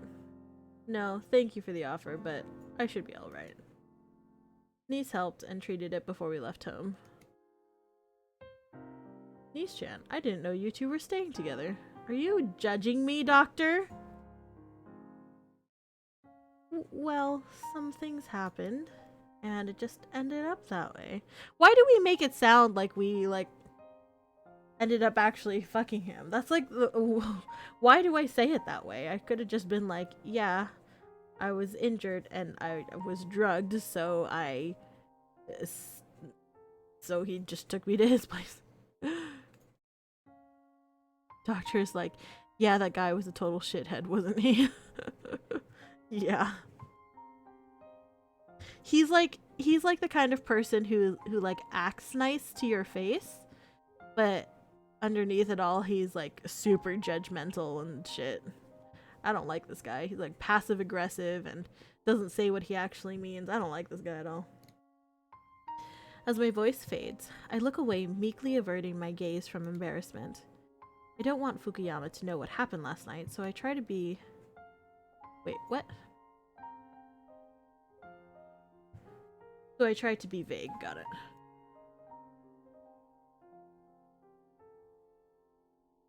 But there really is no way of hiding the starkly obvious marks on my neck. I mean, he's my doctor, right? I feel like, even though he is seems to be kind of a shitty person also, he is my doctor, and I should tell him that I was drugged, and they should, like, you know, I don't know, I should be open with my doctor that I was drugged, and that I should, I don't know, I don't know, test me for something. I don't know. The way our character describes it makes it like, well, something's happened, and now I'm pregnant in my second trimester, and Ryosei is an abusive partner who wouldn't let me leave if I wanted to. Yeah, like, the way that she says it is like, things happened, but I don't, like, want to say anything, and it just makes it even more weird than actually just telling him what happened. And I can't seem to stop my cheeks from burning as Dr. Fukuyama gently scrutinizes me. Well, now that I've looked at your injury, niece-chan, it would be best if you were to head straight home to recuperate. I will. Thank you, Doctor. And Mr. Asakawa, please.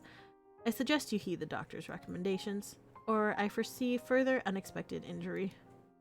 I feel a sudden cold breeze in the room, which causes me to shiver, even though the windows are closed. You won't need to worry about that, Doctor. I will personally ensure she receives plenty of bed rest. Dr. Fukuyama's eyes narrow slightly at Ryosei's self-satisfied smile. Is the doctor threatening Ryosei? He is! He definitely is. He's given lots of veiled threats to Ryosei. Like, I don't, like I said, like, he says things in a way... He, like, makes veiled threats. He's, yeah. Yeah, the doctor is threatening Ryosei, for sure.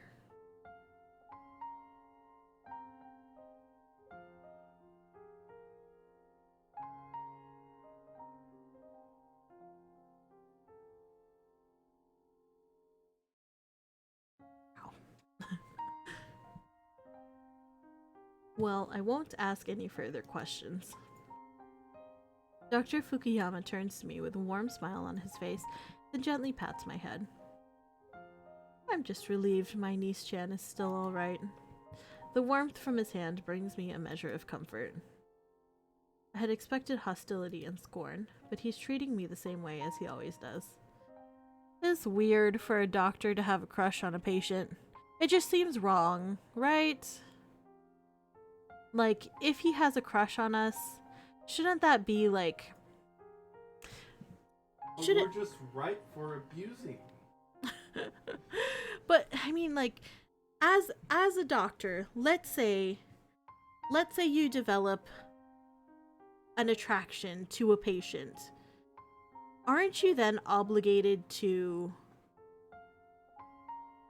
like, discontinue having them as a patient? Or is that not really something that you can do? Absolutely. I know that's what you should do. No, I mean, it's legally what you have. Is it legally what you have to do? Because I thought that, like, I mean, like, a patient chooses who their doctor is, and they choose who to see as a doctor. Yeah, but I think you take a similar oath as a doctor. Yeah, but the thing is, like, if you had a crush on somebody that's not actually having a relationship with them, and if you're not pursuing a relationship with them, is that then okay? Or is it just, like, morally wrong to have any sort of attraction to a patient? It's morally wrong. It's the oath isn't whether you're in a relationship with them. The oath is if there's anything that could prevent you giving them fair care. Yeah.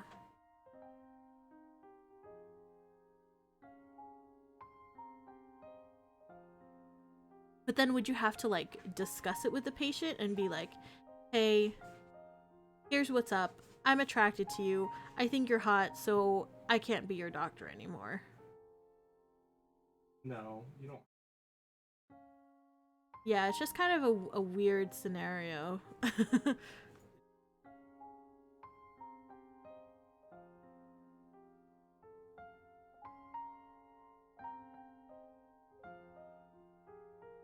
Alright, let's continue. It was as though nothing had changed, and everything that happened recently had never occurred. As I peer up at him through my lashes, because I can, like, look at him through my eyelashes. Okay. I can't help but reciprocate his smile, savoring this light-hearted feeling of ignorant bliss. Now, as much as I would like to stay, I have to complete my rounds and check on my other patients. I'll be leaving first, so you can take your time. Thank you, Dr. Fukuyama. With a slight nod, Dr. Fukuyama leaves the room, and I gingerly try to get down off the bed. Ryosei suddenly comes to stand by in front of me, blocking my way with a displeased frown on his face.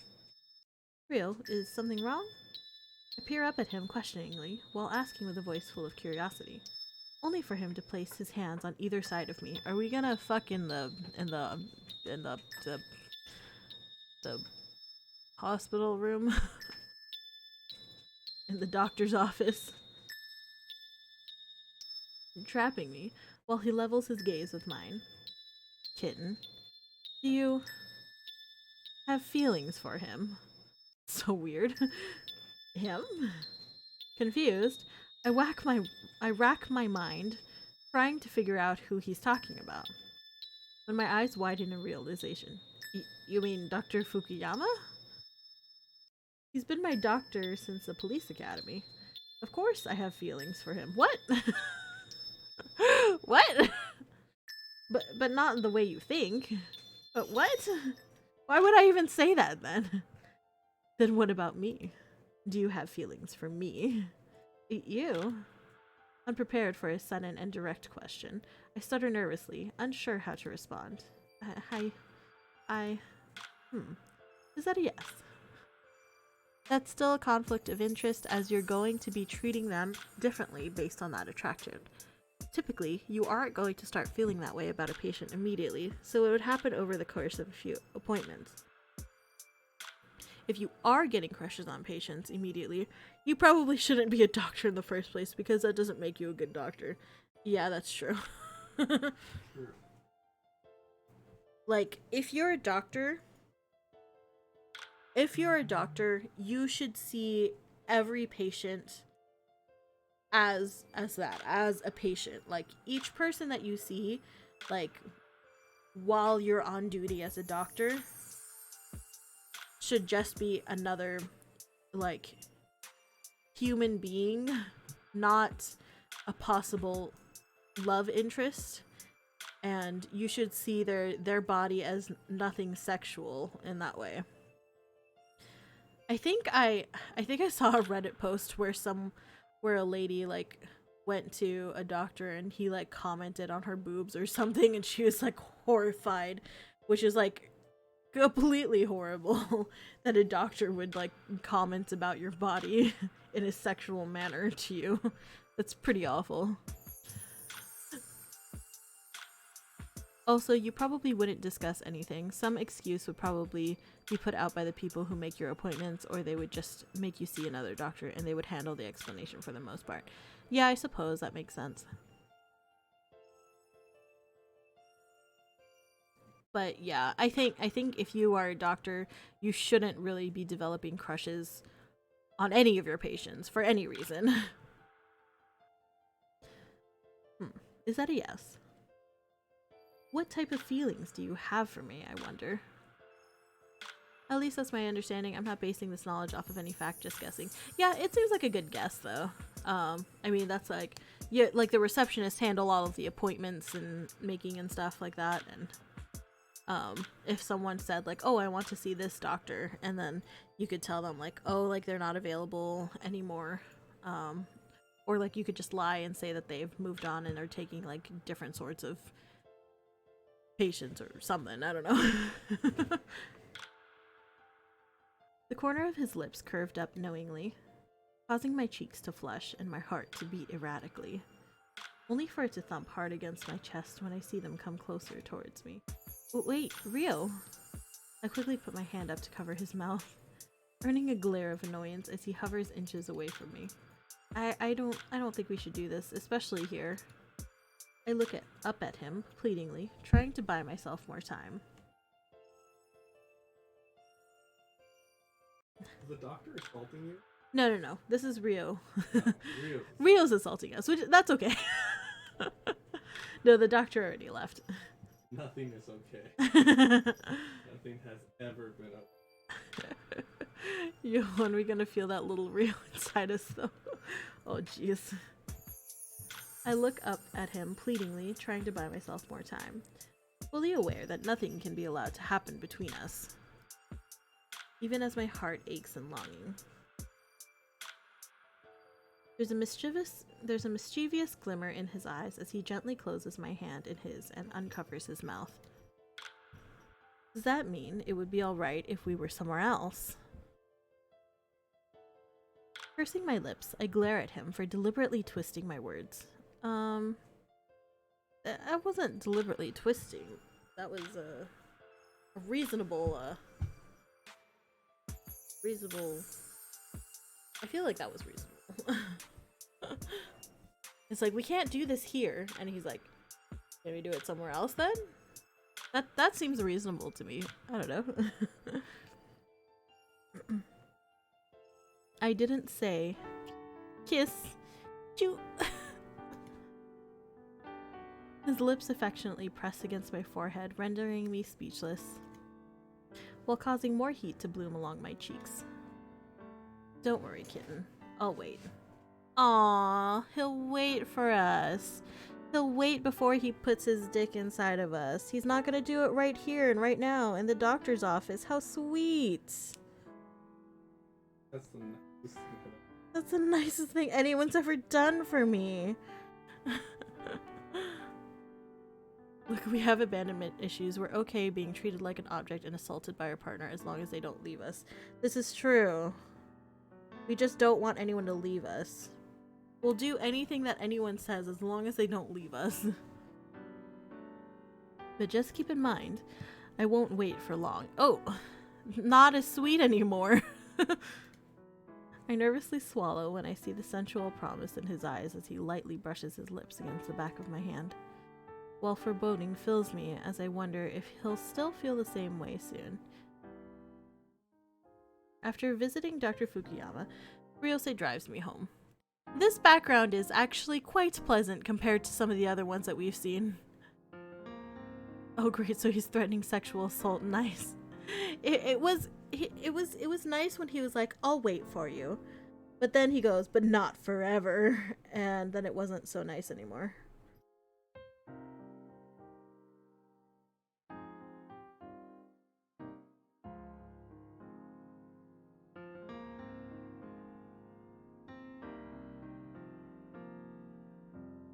Mom! The car is pulling up into the driveway when I see my mother and Kohei exit the house to meet us. I deeply regret how irresponsible I was when I see the worried frown on my mother's face. Aw, Mom, I'm sorry. I didn't mean to make you worried. As soon as I get out of the car, my mother rushes over, her voice full of relief as she welcomes me with open arms. Niece, I'm so glad you're finally home. You know you should have called if you couldn't make it. We were so worried. Oh, she's angry! No, Mom, don't be angry at us. I'm sorry. I'm sorry, Mom. There were a lot of things that happened. I look down guilty at my mother's stern features. I feel her eyes scrutinizing me, and I tense shamefully, expecting a greater scolding. When she suddenly pulls me into a tight hug as she lovingly dotes on me, easing my tension. Aw. You can tell me about it later. I'm just glad you managed to get home safely. I hear deep relief in her voice as she pulls away, and studies me carefully, her features full of concern. Kohei told us you were injured. How bad is it? It's not that bad, Mom. A bullet just grazed me and I needed stitching, but otherwise I'm fine. That's so good to hear. A look of relief passes my mother's features, until she turns to look at Ryosei and gasps. Oh my, Ryosei, what did they do to you? I feel the glare Kohei sends his way. Damn, where's the option to partner up with this one? My mom? Can we just pursue motherly love? Yes, please. Can I just have a good and loving relationship with my mother? As he silently challenges Ryosei to say anything. It's nothing to worry about, Mrs. Takeuchi. Just a minor injury some thug decided to give me. As he was too impatient and wouldn't listen. Kohei's like, I'll fucking do it again. Well, I hope he gets what he deserves. Actually, I may have to thank him. Because of him, I discovered something important. Confused, my mother frowns at Ryosei's cryptic remark. Well, I guess as long as it's nothing too serious. She then observes Ryosei closely. The seriousness on her face causes a slight tension in his shoulders. And I then sense his deep sigh of relief as she smiles approvingly. Ryosei, it's wonderful to see you've grown up so well. Please, both of you come inside. Your fathers are waiting in the living room. Kohei reaches out to support my limping self into the house as I move to follow my mother. When I'm lifted up in someone else's arms, Kohei's like, I'm gonna hold your hand now. And Ryosei's like, nope, we're just going to like princess carry her into the house. Can we just pursue someone that doesn't want to fuck us and also doesn't treat us like an object and doesn't have any past issues and actually like makes us happy? That seems like a good story. Maybe you should write that. Lead the way. I'll bring her in.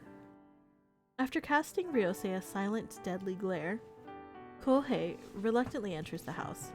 Wait, Ryo, I can walk. Nonsense, as if I'd let you walk when you're still injured.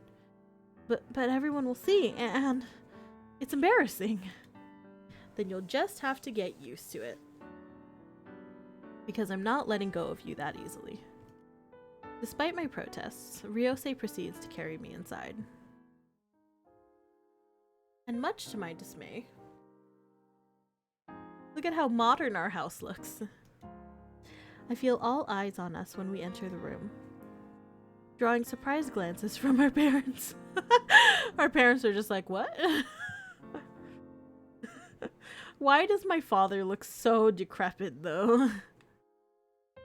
We're about to bruise the other side of his mouth with our fist. While earning another dark scowl from Kohei. Oh my. Undeterred, Ryose continues on inside, flustered from embarrassment. I lift my face from the crook of his neck to ungratefully shoot Ryose daggers of retaliation, while tightly gripping the lapels of his suit as I fight the urge to openly choke him with his tie. Jeez. Ryose, you can place her over here. My mother gestures to a lounge seat long enough for me to lie on. Ryose gently lowers me on it and sees to my comfort. Before settling himself next to me with extreme familiarity, he's like, "Your daughter's mine now." Leaving barely an inch between us, I glance up to see my mother sternly looking at me, her eyes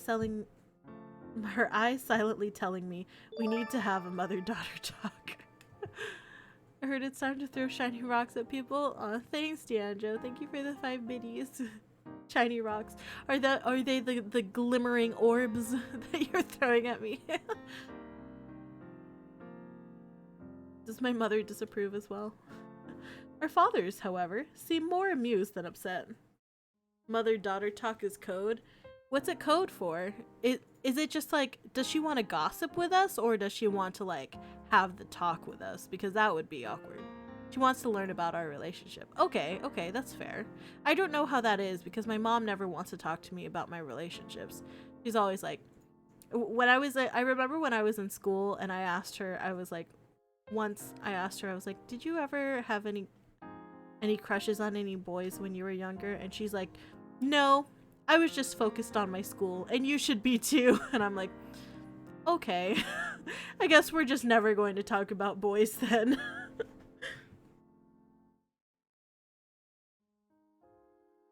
While the storm clouds brewing around Kohei hint at the turbulence hidden within.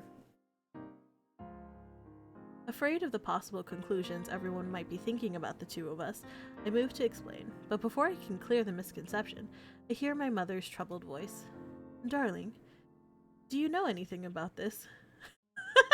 My mom's like, what's going on? Do you know about the relationship? Have they been fucking? What's going on? Now, Sayuri, I'm sure they have a good explanation. But this is so sudden, and, well, niece hasn't brought a boy home. Not since Kohei threatened to arrest the last one for indecent assault. Oh, jeez. Well, I mean, the thing is, I don't know how I feel like, is it really sudden?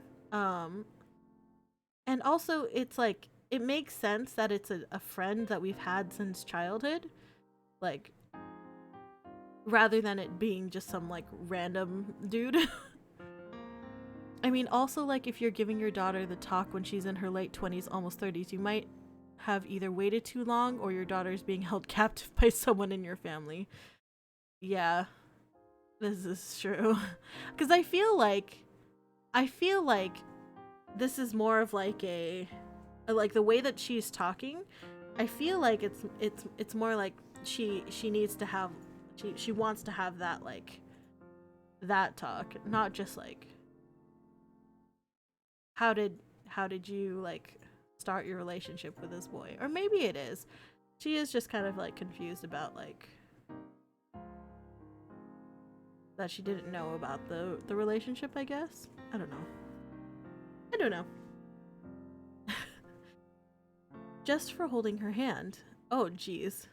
So you knew, my parents knew that my brother tried to have a boy arrested for holding my hand, and they thought that that was okay, and they haven't, like, I don't know, tried to help me and stopped my brother from being so obsessive. Because that's really weird. Mom, please, do you need to repeat that story again? Well, Kohei, something's wrong with you. So she was still in school, and he wanted to do more than just hold her hand. Kohei mutters exasperatedly, while Ryosei looks on in amusement.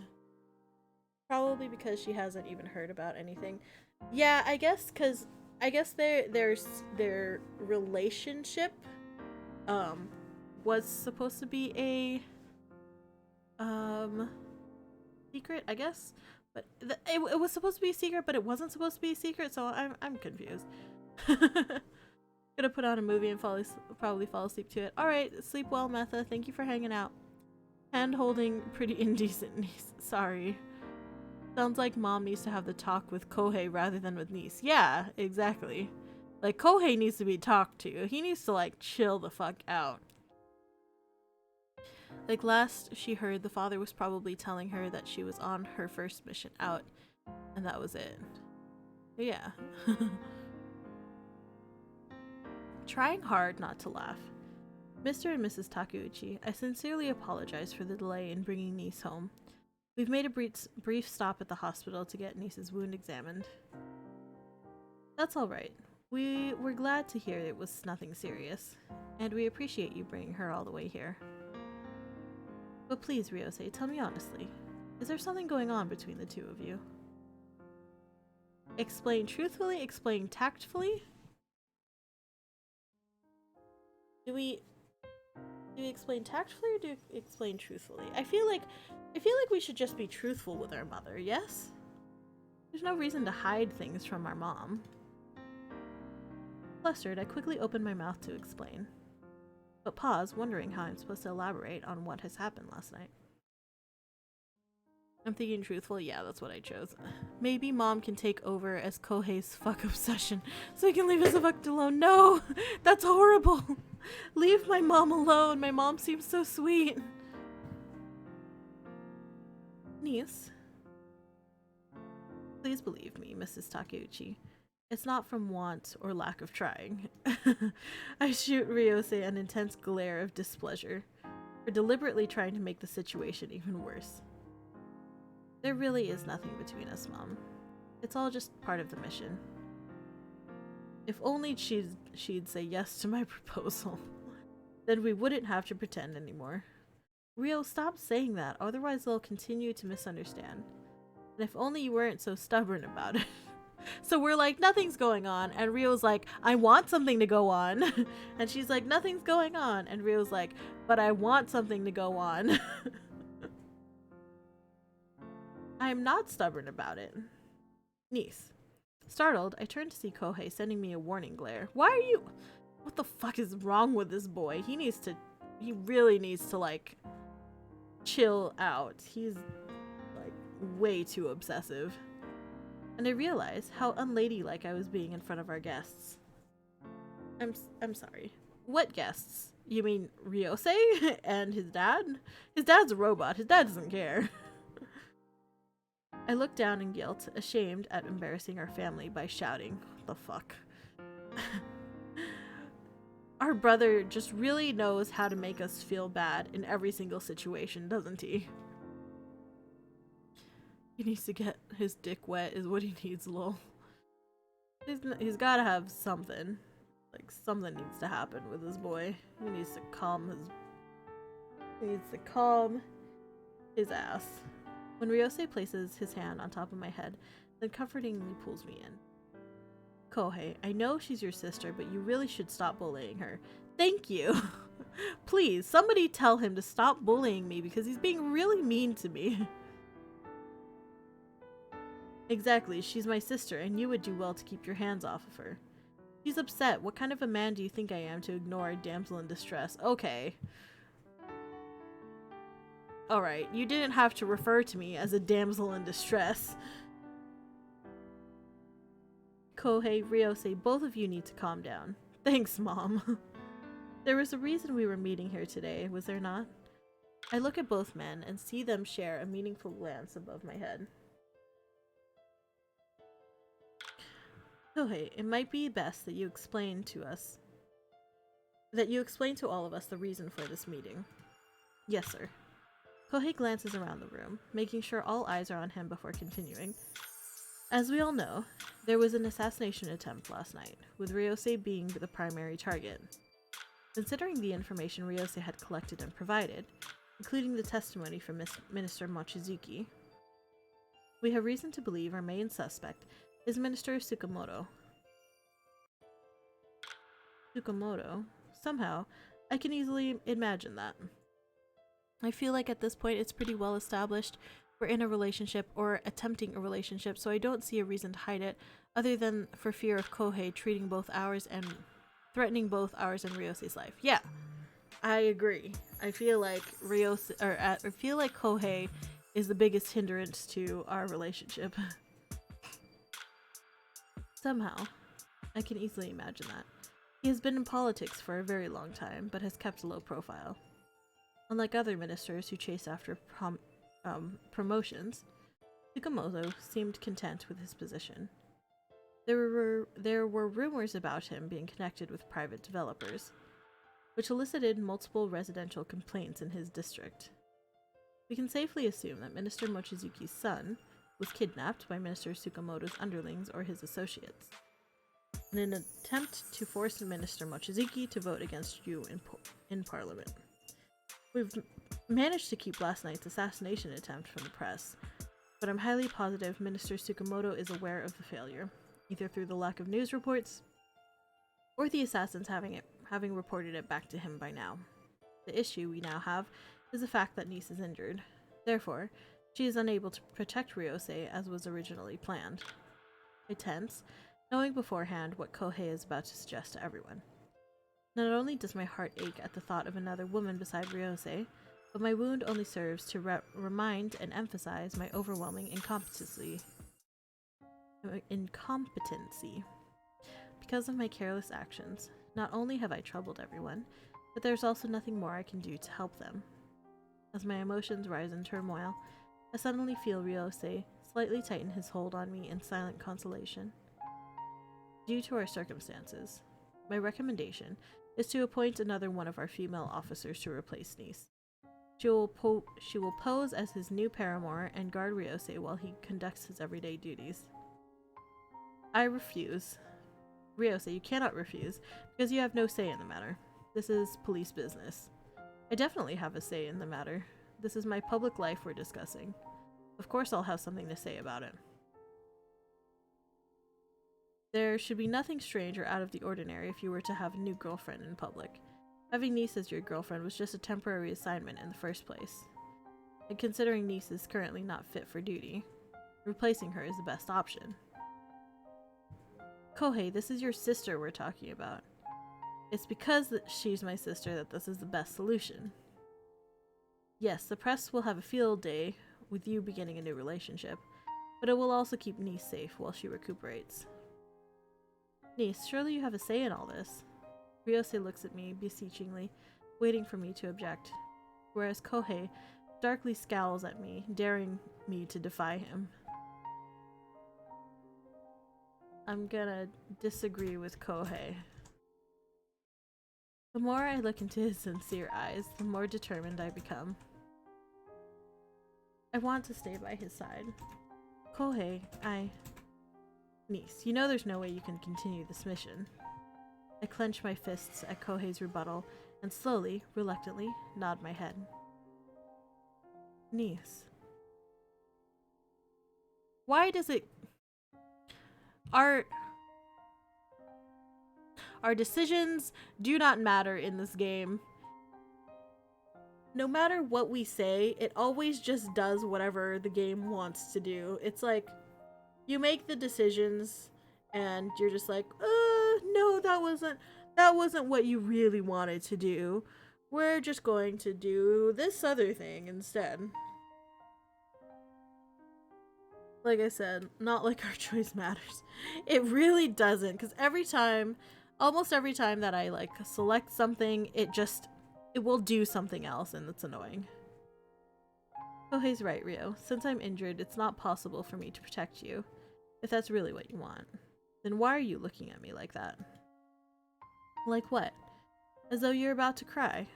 Startled, I bite my lip and turn away to hide my expression. There's nothing I can say to deny it when I feel the stinging in my eyes. If everyone is in agreement with this, I have another suggestion. Ryosei, what do you suggest?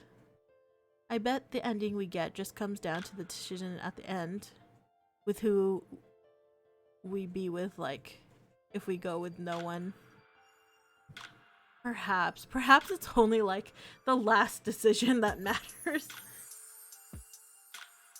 Ryosei levels a serious gaze on Kohei and surprises us all by stating words I never thought to hear. Kohei, as much as I hate to say it, I would rather have you protect me than some other woman. Ryosei, you can't be serious.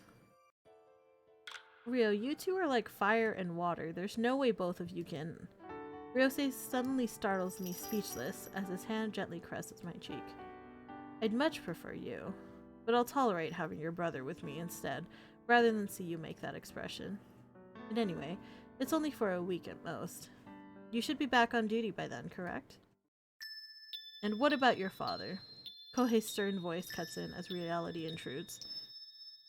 It was originally your idea for me to protect him. If I have to guard you, then there's no one to allocate to your father.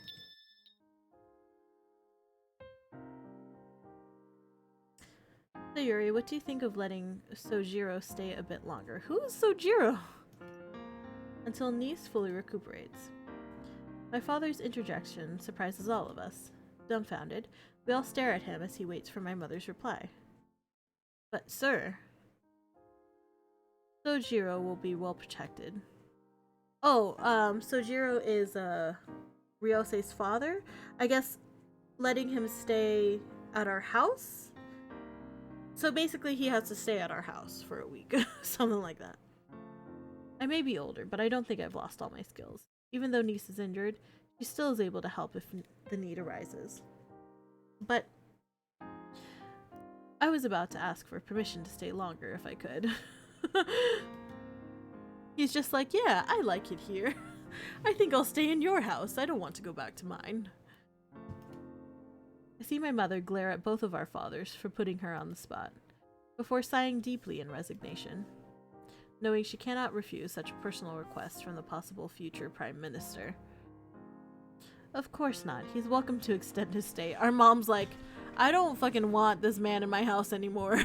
and they're both just like, please, please. And she's like, fine, whatever. The boys just want to have a sleepover, I guess.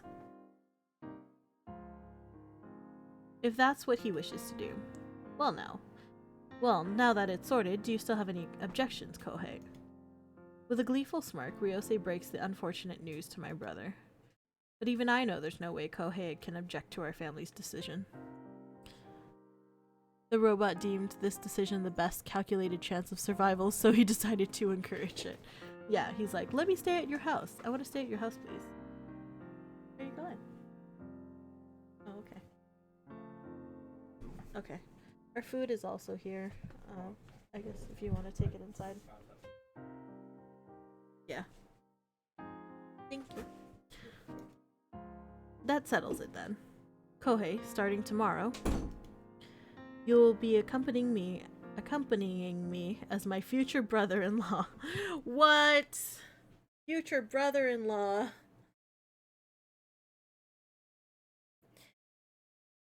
Question.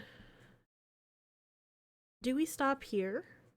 Or do we try to finish the game? Because I feel like if we stop here, then there's enough chapters. 18, 19, 20, 21, 22. 18, 19, 20, 21, 22. We would be doing 5 chapters tomorrow, essentially. Yeah. So we could either finish it tonight. I feel like we either finish it tonight or we wait until tomorrow and we stop here. What do you guys think? I'm good to keep going, but I don't know what you think. I think now's a good time to stop. It's about that time. Yeah, that's fair. Okay. Sounds good. Yeah, I'll take the cups out. All right, so cool then. So we will end here for the night. Let me go ahead and switch back to.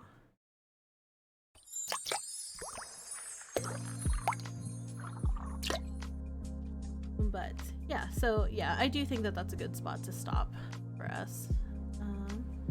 And then let me go ahead and see who else is streaming right now.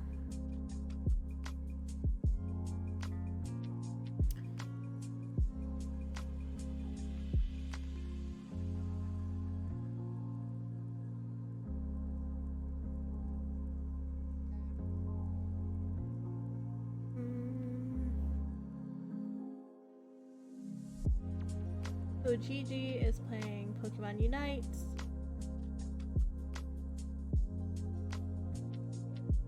Oh, Fleshy Deers is streaming. She's playing Bioshock.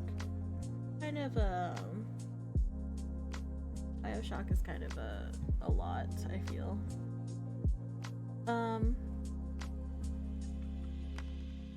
Yeah, let's do. There's also Lunari. Lunari Valkyrie. She is. Great leaders aren't born. Oops. They're made through our. Yeah, maybe we'll send you guys over to Lunari. She is a she's a Yakuza mom. I think she also has like a underwater theme as well. I don't know exactly what her theme is. Is she a whale? I think she might be like supposed to be a whale. I think so. But she's also like Yakuza. So she's cool. So yeah, I guess we'll send you guys over to Lunari. Let me get a raid message up.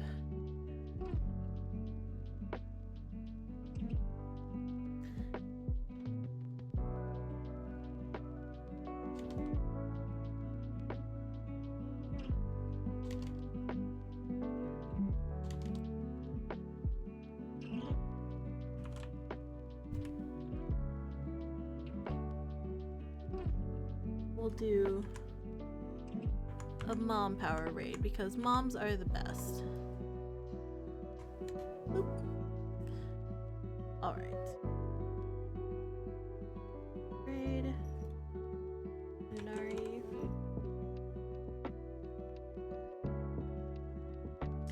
All right. Well, thank you everybody for hanging out. And thank you for the good times and the good chats. I hope you all have a fantastic rest of your night. Please make sure to take care of yourselves and sleep well. We will be back tomorrow. And we will try to go ahead and finish the game tomorrow, so that will be exciting. We'll finally get our finale. Maybe we'll finally get into Ryose's pants. We'll see what happens. But anyways, yeah, thank you again so much for hanging out with me. I hope you all have a fantastic rest of your evening. I love you all very much. Good night.